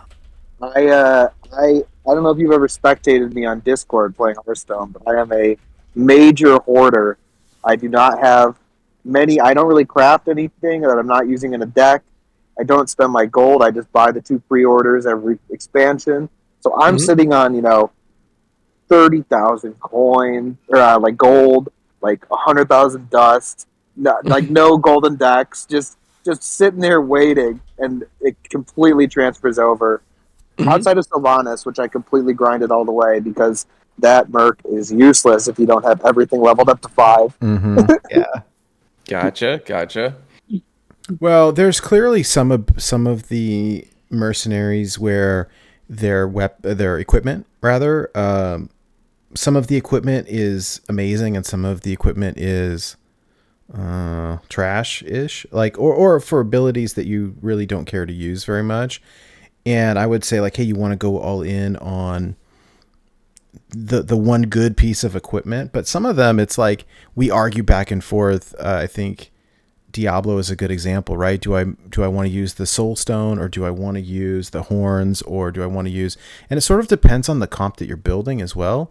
Because if I'm Yeah. doing like a fire comp, like okay, well I want to I want to use the stuff that it works with the fire abilities, but versus do I want something that's going to boost my health or do X Y Z? And so I don't know. I've spent so much like time in the game. Like my approach has just been like, let's just get everything. And so as soon as I get it, I've just spent it because I'm just trying to max out everything. But like, I don't think that that's probably the correct approach. I don't recommend it. and the reason why I was kind of like sighing whenever you're asking the question is because that's pretty much my answer too. Like I've kind of been holding off on things because I want to kind of get the better things first. Mm-hmm. But at the end of the day, I know that I'm grinding it out to max everything out anyway. Yeah. So I'm not, splitting too many hairs about which one is, min-maxing which equipment is the best because I'm gonna grind out max level equipment for everything before too long. Yeah, it's going to It's gonna be, take some time. but maybe not. Like I think that there's a handful of us that have maxed out so much considering it's only been like a week. Like True. we have truly put in like hours upon hours in this game, for better or worse, and are probably much farther than the general population consuming this game. Sure. And so I agree. I mean, it's the same approach that I took. Like, I don't care. I'm going to max out everything. So what order, what does the order matter? But I don't think that that's necessarily good advice for people. Right. Yeah, that's what I'm doing, and your mileage may vary because Yeah. your situation may vary. Yeah. I do think, there's certain cards, that may prioritize certain abilities over others. But yeah, I don't know. I think so far. Well, you know what, Ggahsoo, let me ask you, what do you think the best mercenaries are so far? If you not like a tier list, but if we're looking at competitively, or if people who were maybe more on the less enthusiastic side of this game had limited time and wanted to only grind a smaller number of mercs, are there like, what would you say are the good ones or the better ones? I think the best way to start this question is to go by rarity, right? Because it's much easier to Yeah. farm the rares. And Varden and Tavish, both Yeah, of there are 2 of the highest performing ones. 100%. And they're also very easy to farm. Maybe not I guess maybe not anymore after they changed this, but when you were grinding a Mysterious Stranger, if you retired the run when you got a potato or a portal, it would give you 3 bundles of coins for random rares. Right. So I have so many rares that are just, almost max just because I was grinding that so hard. Yeah. I think if this not the Fellwood, if the Fellwood trick works, I guess the jury's still kind of out on it, and people continue to do that. Getting your Tavish and your Varden up early, Epic's Cairn is going to be incredible. He has 2 speed control abilities, and the Resurrect, which scams everything. Right. You still get to cast your spell afterwards. Those are the 3, I think. And then you just need a sweeper at the end. Diablo, for us pay-to-win fellers, is easily, I think, the best sweeper in the back. But, I mean, sometimes you just got to stick with Samuro. I think Samuro's kind of fallen off, but... It's a good card, though, and that's one that everybody gets for free, right? Yeah, I mean, I would just stick with Cyrola and Samuro until you're truly trying to grind out, like full competitive, where you need the Diablo. Yeah.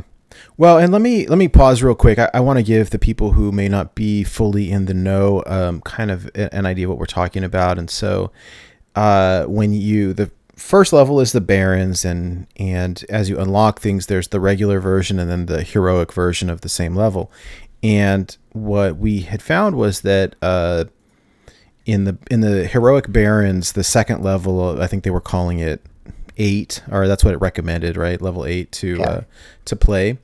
The boss was this air elemental, and you only typically would have to do 2 battles to get to a swirly-doo, whatever you call it, portal. Mysterious stranger. Well, it's a portal, right? Mystery spot. Right. Because it can be a few things. So mystery spot. Yeah. So there's this mystery spot thing, and you click on it, and it could be the mysterious traveler. It could be a warp to the boss. It could be a exploding potato. Yeah. Or it could be something else, a bad thing, right? Sabotage. And so what would happen is the way that you unlock your equipment, right? So each character has got 3 equipment slots. You get 1, I think, from task 3, is it? You get 1 from task 7, and then you get 1 from hitting level 30 with that character. And so it's like, oh, well, what are tasks? How do I get a task? And you get one every day at midnight or whatever your time zone is when the day switches over. There's like random ones that show up at your campfire, kind of like daily quests, right? But as you clear those, you can get additional tasks through this mysterious visitor, traveler, whatever it's called, showing up at the portal. And so what we would do is you would grind that level. You'd get to the portal. If it's the mysterious stranger, cool. It shows me 3 different mercs. I pick one. It gives me a task, and I grind tasks to unlock my equipment. And if it shows me anything other than the mysterious traveler, you just like concede or whatever it is, right? And then it gives you some coins. And so, and if it is the mysterious traveler, then you get there, get whichever task you're going to get, and then concede. And Yeah. That's Either way, funny. you're conceding your run. Exactly. More often than not, I was doing it, and I don't know if that's a mistake, but I think it would depend on what the task was, because if it was like do X number of damage or summon X number of Murlocs or whatever it is. Sometimes it's get a heroic bounty or beat a heroic boss or whatever. So sometimes you want to continue. Yeah. I love this post on Twitter by Orange. It's on the screen right now. It says it's a picture of the air elemental. It says the air elemental looking at everyone running away before fighting him. It has got like the deal with it glasses on. It's so funny. It is hilarious. So I wouldn't want to call it like an exploit, but it's sort of like that's how we've been task grinding. It seemed like the most efficient way. And so there was an update pushed out earlier today. The recording day of this podcast is Friday, October the 22nd.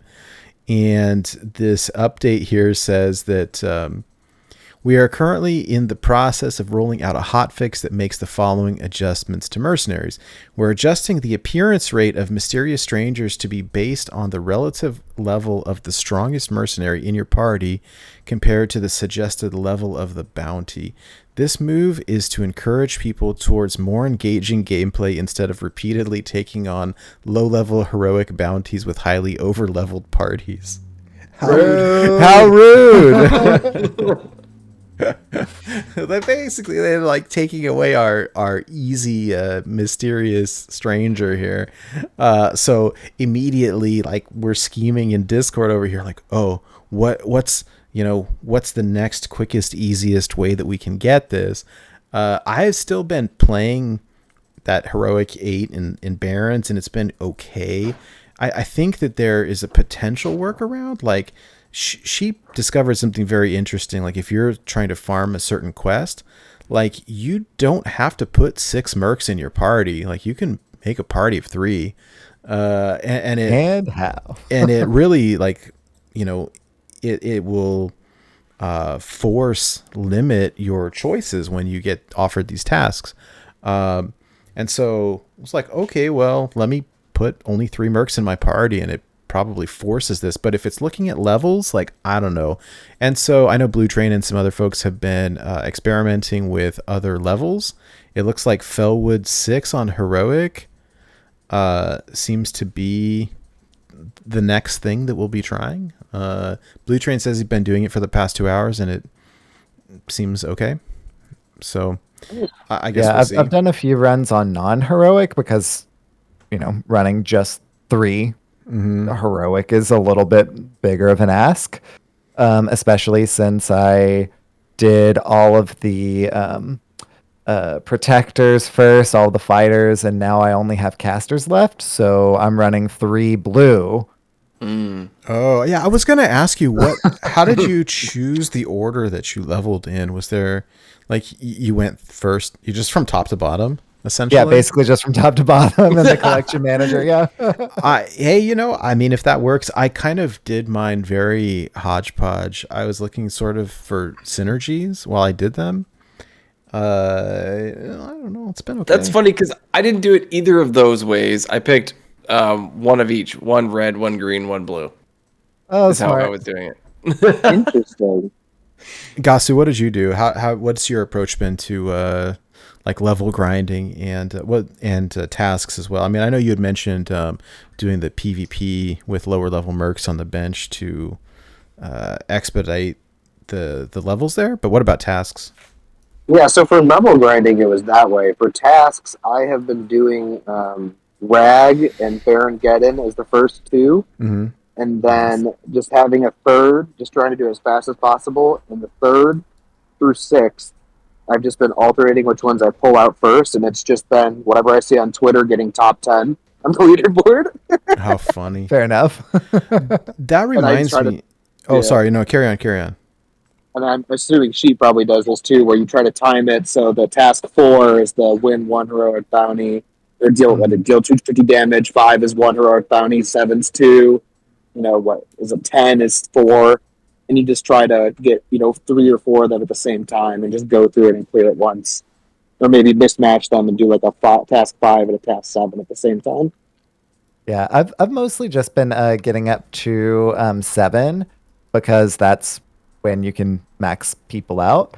So I haven't quite been doing that for the 10, but yeah, I mean, the most efficient way that I can hit them is how I've been trying to time that for sure. There's a super fun combo. I don't know how competitive it is. I saw somebody did well with it, but with Antonidas, Geddon, and Rag, if you're doing a fire comp, because Antonidas' speed is so fast, the first fireball is always going to trigger first. And so if you use the combo abilities for Baron Geddon and Ragnaros, they're always going to trigger. Anto will hit with the fireball, and then you just combo with the other 2. It's been a lot of fun. Cool. So I don't know how competitive it is if you're looking for PvP ladder, but if you look at that win rate chart that was posted either today or yesterday, I think Rag and Geddon are in the A tier. That's just Tavish in the S tier with Jaina, and then I think Antonidas was top of B tier. So they're all well above 50%. Nice. I'm not seeing it in top 10 people Twitter posts, but it seems to be pretty strongly represented in the top 50.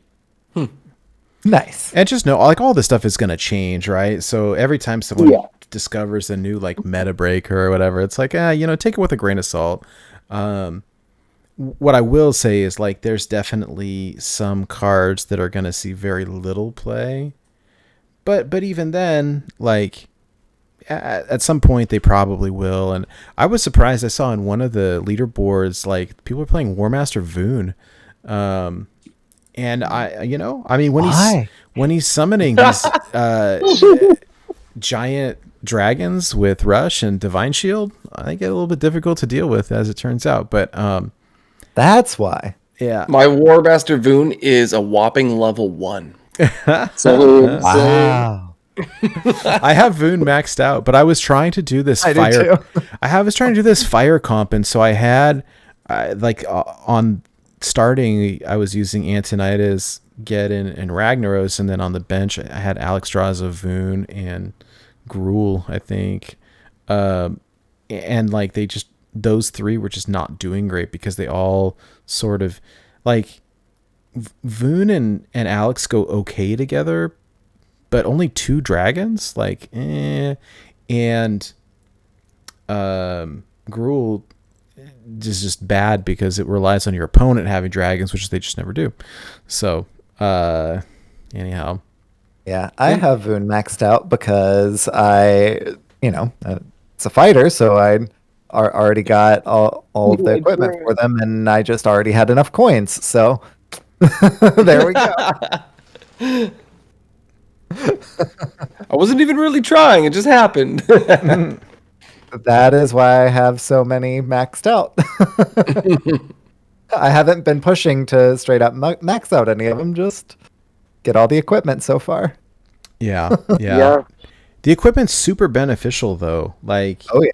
If you're not running it, you're at kind of a disadvantage. And I don't know. My son has been playing, and my advice for him was like, hey, don't jump into PvP. Like, play against the computer. You just want to level up your stuff at first, and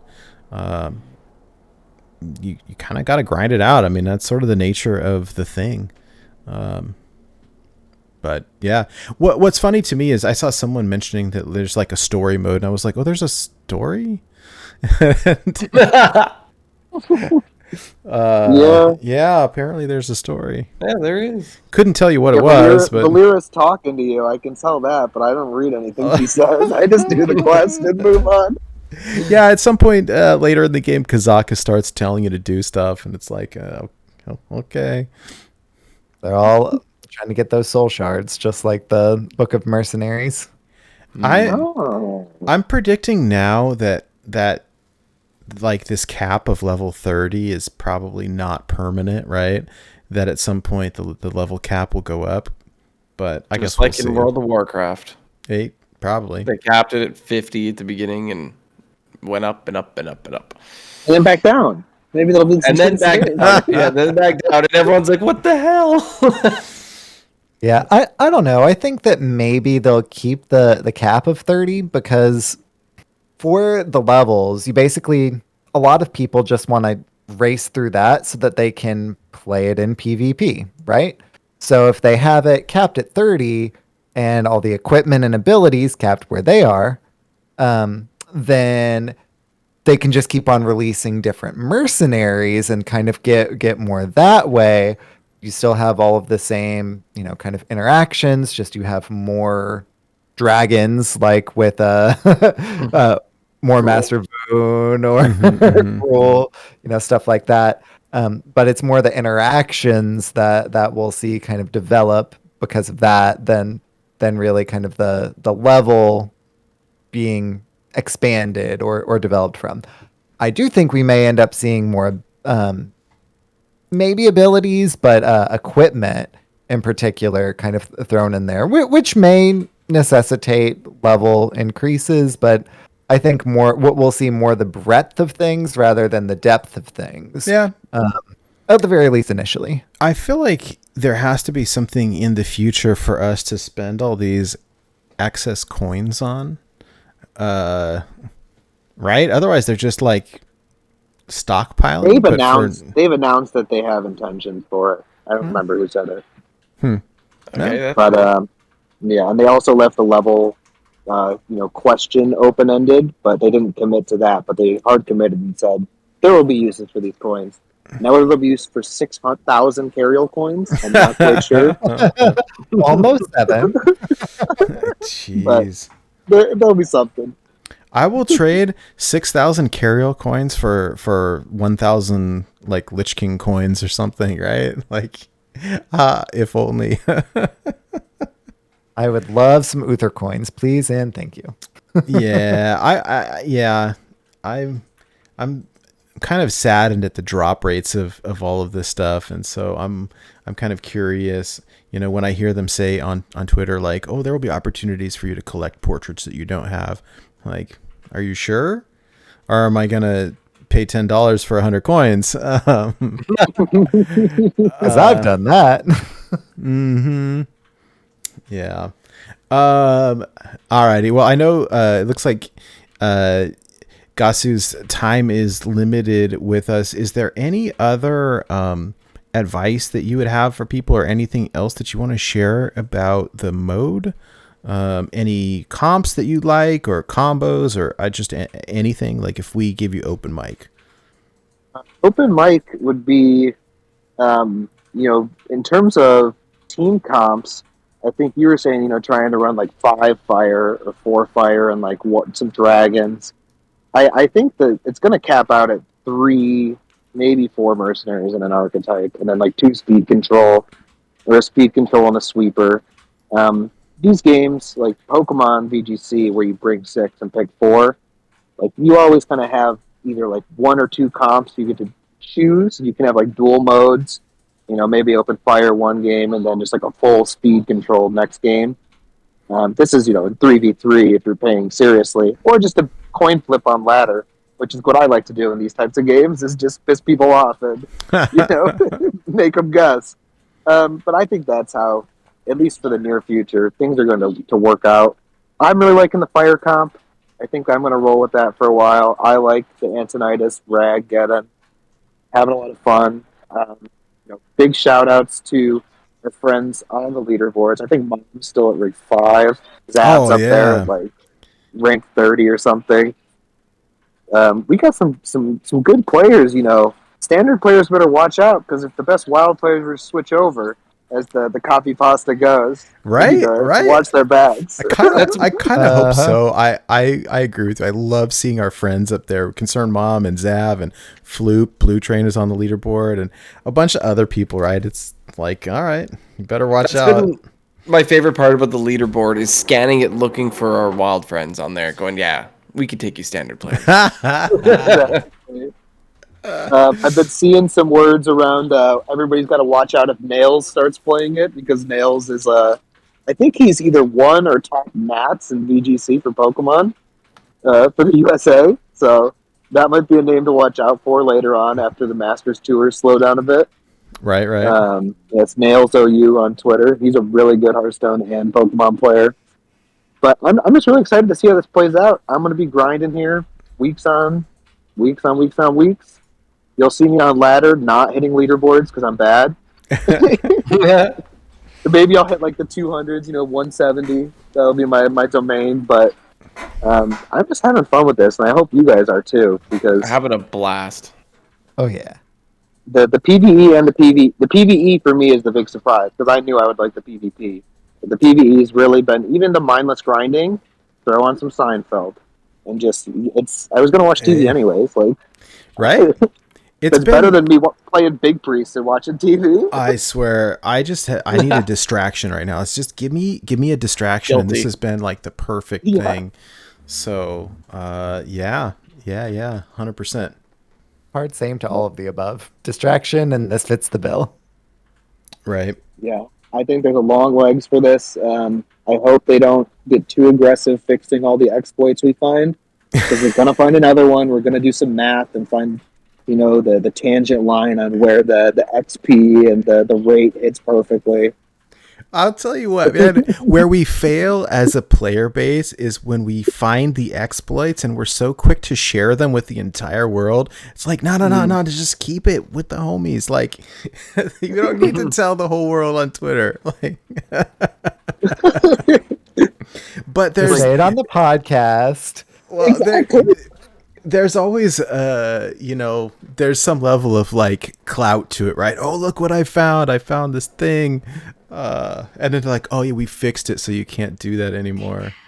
Well, joke's on you. I already finished doing it. I feel bad now for all the players who have not pumped 40 hours into this game, who are now going to have to take it at a much slower rate. But Only 40?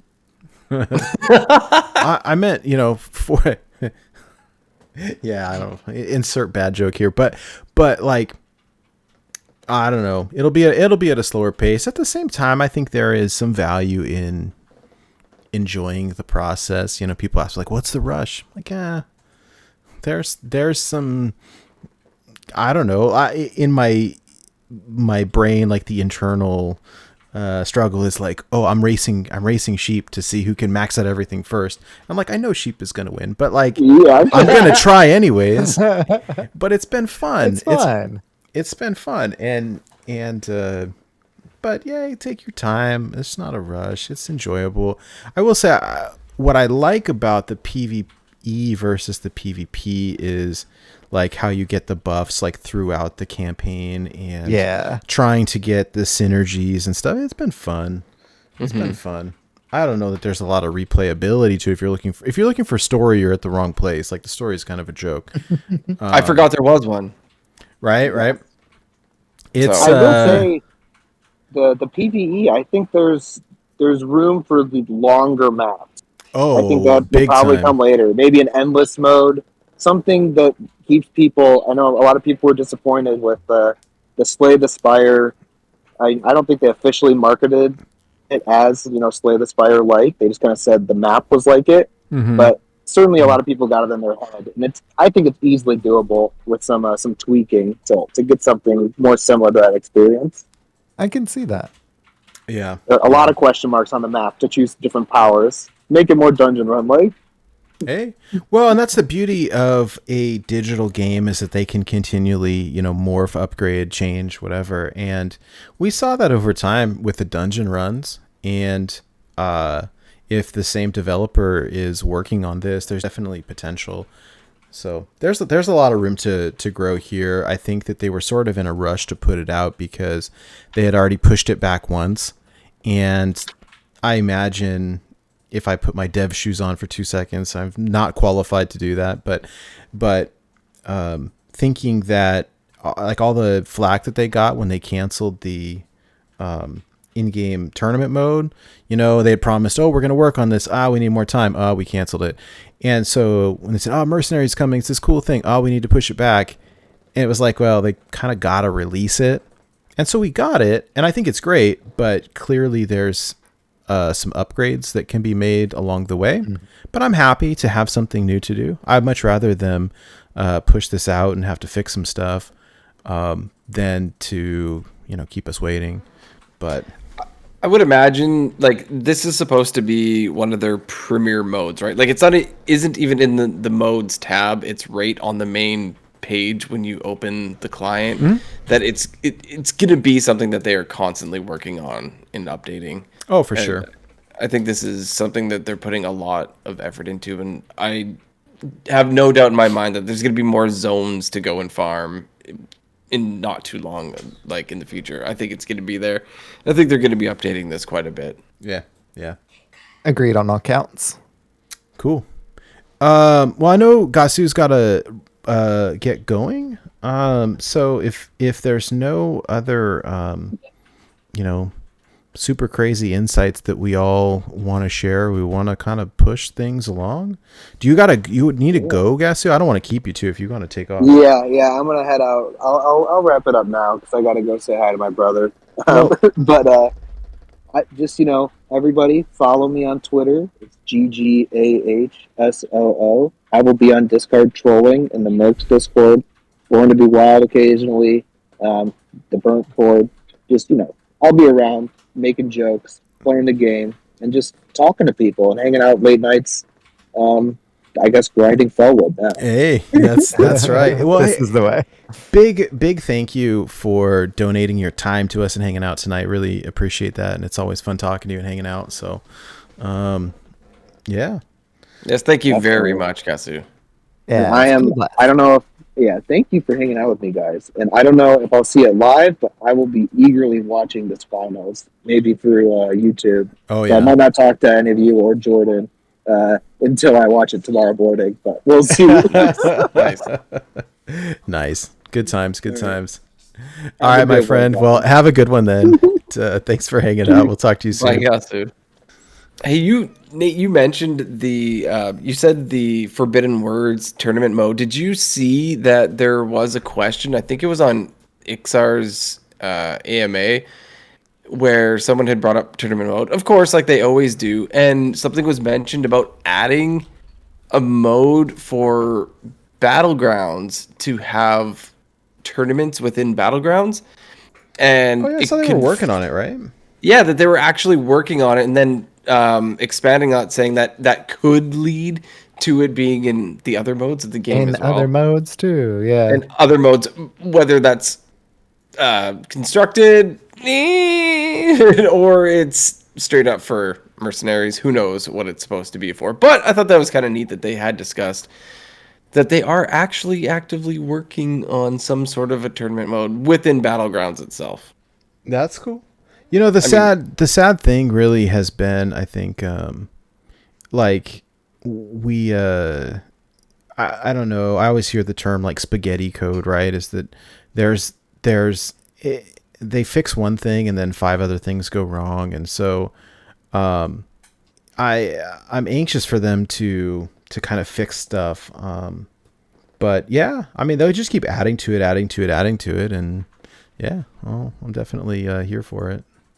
Yeah, I think with the addition of Mercs as well, that they'll probably end up ironing out a little bit more kind of at this point, just because, not that it's getting bloated, but there's just a lot of stuff that, you know, the spaghetti is having to hold together. Yeah. So, spaghetti, while cool and long and whatnot, is not really known for, you know, being tieable, you know, holding stuff together too well. Yeah. Unfortunately. Belabored metaphor, I'm sorry. I appreciate it. But Just got to add a lot more sauce and meatballs for the glue, right? hey, there you go. Exactly. Hey, for everybody listening, if you're interested in grinding out mercenaries and you have questions, ask us through the Discord for sure, because I think we're all fairly active on there, and there's a lot to this game. I feel like, especially for those of us who have pumped in like countless hours over the past week and a half or so, can probably answer a lot of the questions.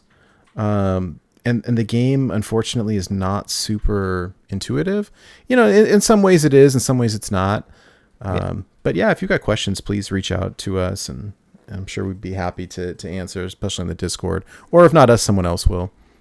And there are a lot of really active and really engaged people there. So if we can't help out, or, you know, aren't there whenever you reach out, someone else almost certainly will be. So great resource, that Discord, for sure. 100%. Yeah, Blue Train. Yeah. And Floop, Who I was thinking of So- first, but Floop is incredible as well. that guy Floop hit top 25 on leaderboard this past week.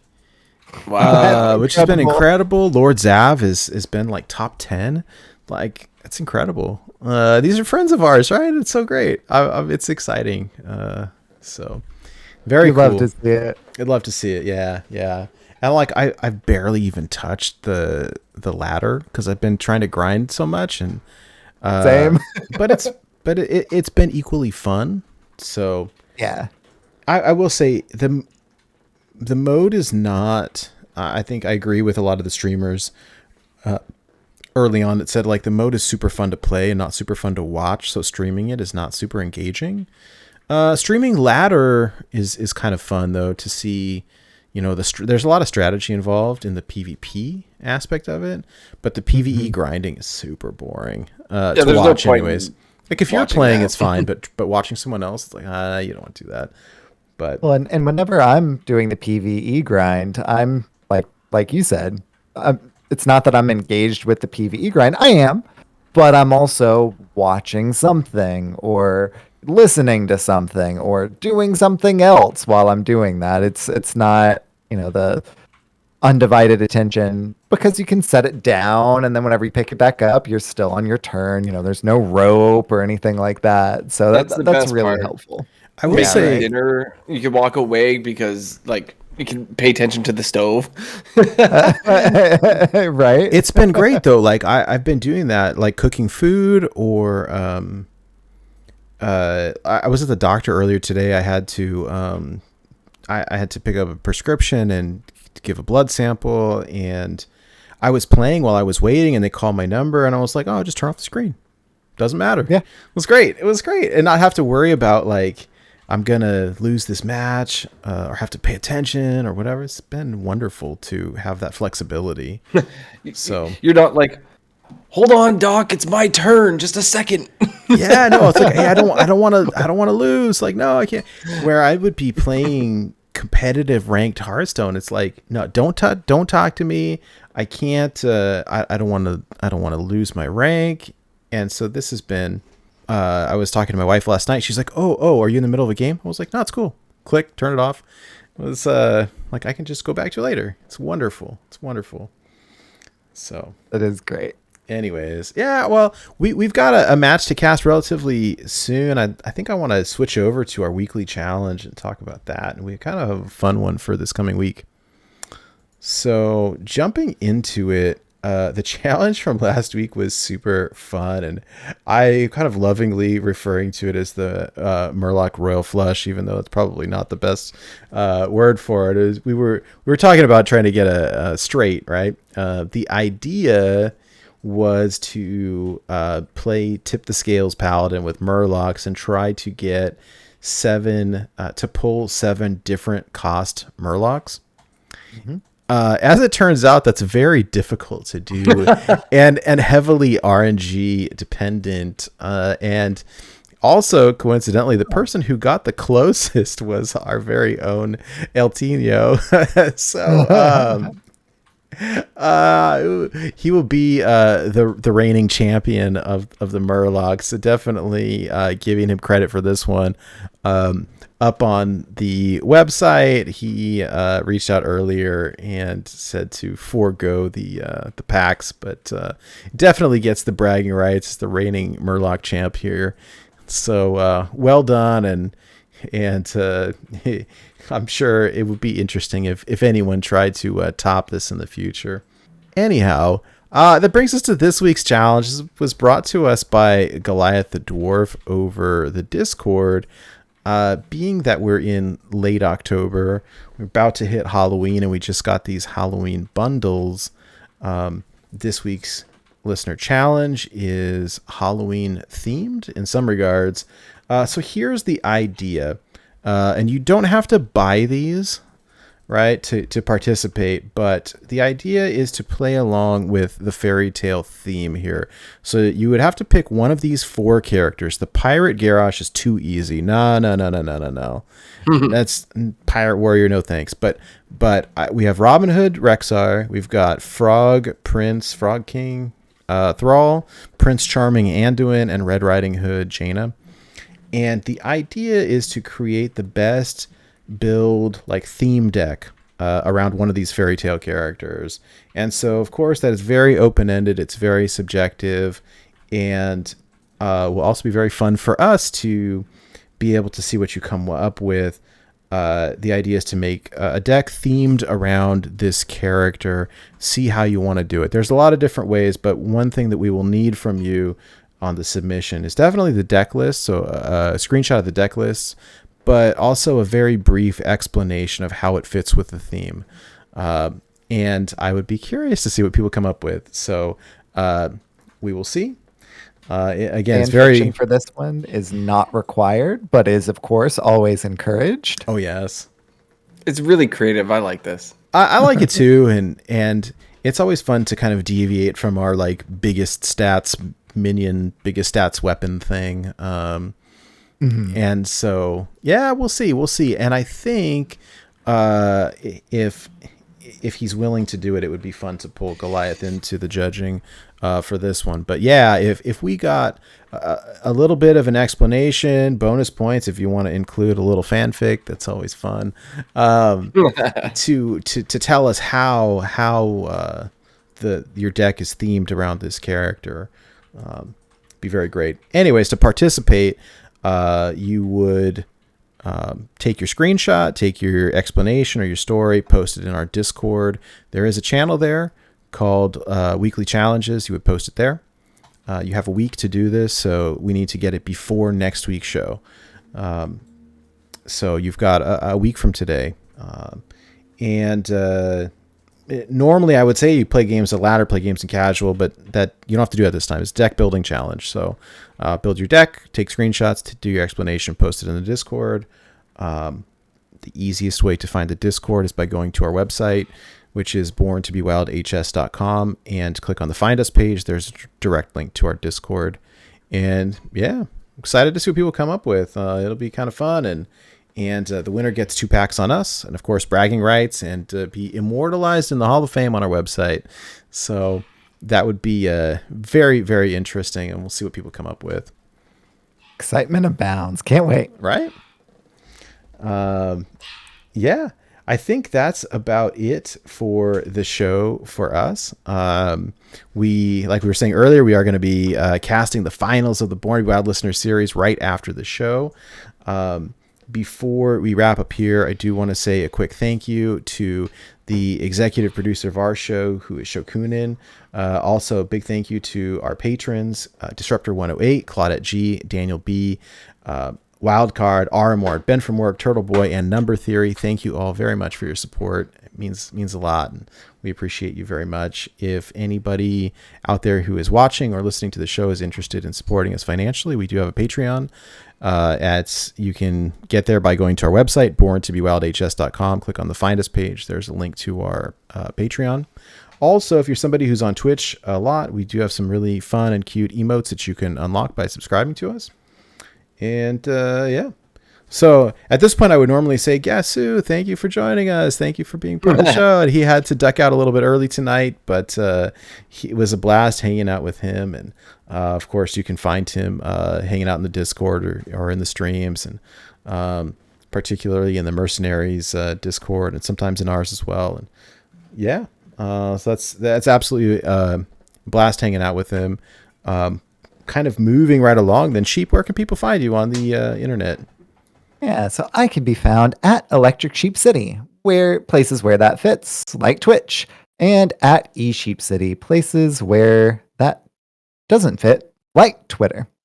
It's been a blast hanging out with y'all this evening, and I can't wait to cast our match here pretty quickly. Yeah, it's going to be super exciting. Yeah, what about you, Hydra? Where around the internet are you located? You guys can find me on Twitter and Twitch at Hydralisk_HS, and you can find me in the Discord with these other fellas. And if you guys are looking to find a good place to see, wild decks, talk wild, or of course Mercenaries, because we've been talking about that a lot lately.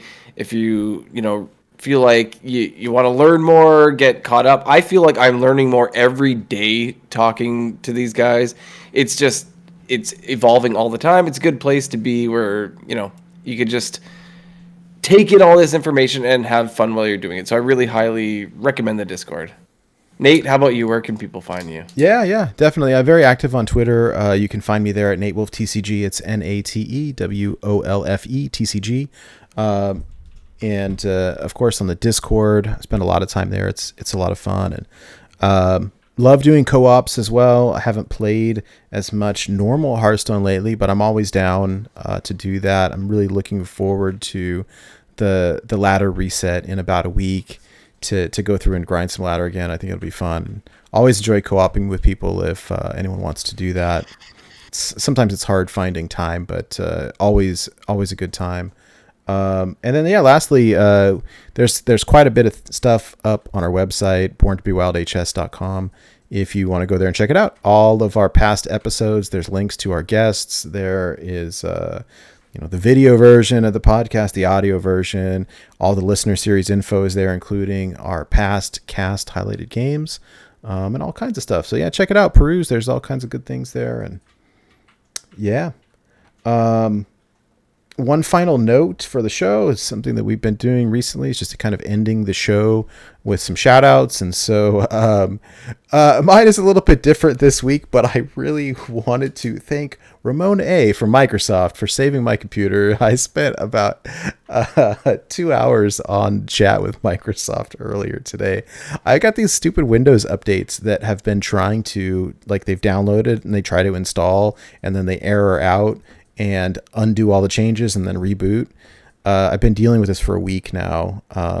And I was all stressed out because then the computer started running slow and we've got the show tonight. And I was like, come on. And I was home earlier today and I reached out online in the chat and they were able to kind of remote in and fix the stuff. And it took a long time, but it's working great now. And so, yeah, I'm excited.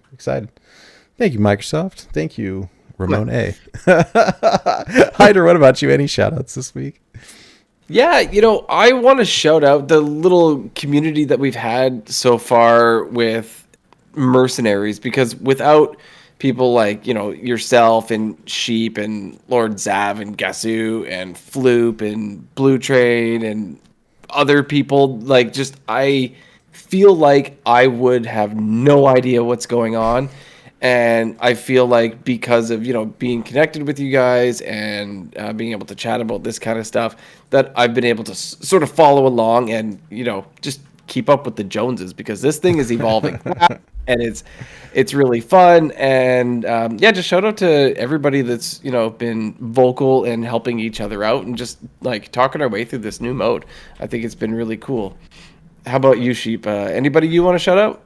Yeah, I would like to shout out my wife. She has, she's always awesome. So kind of perennial, always implied shout out there, right? But especially lately where, been kind of dealing with the health stuff. She's been helping me a lot out with that.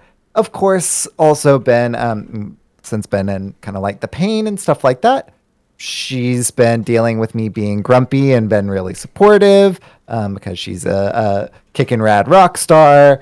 And she's been going through some kind of like tough stuff at work, kind of throughout some of the stuff too.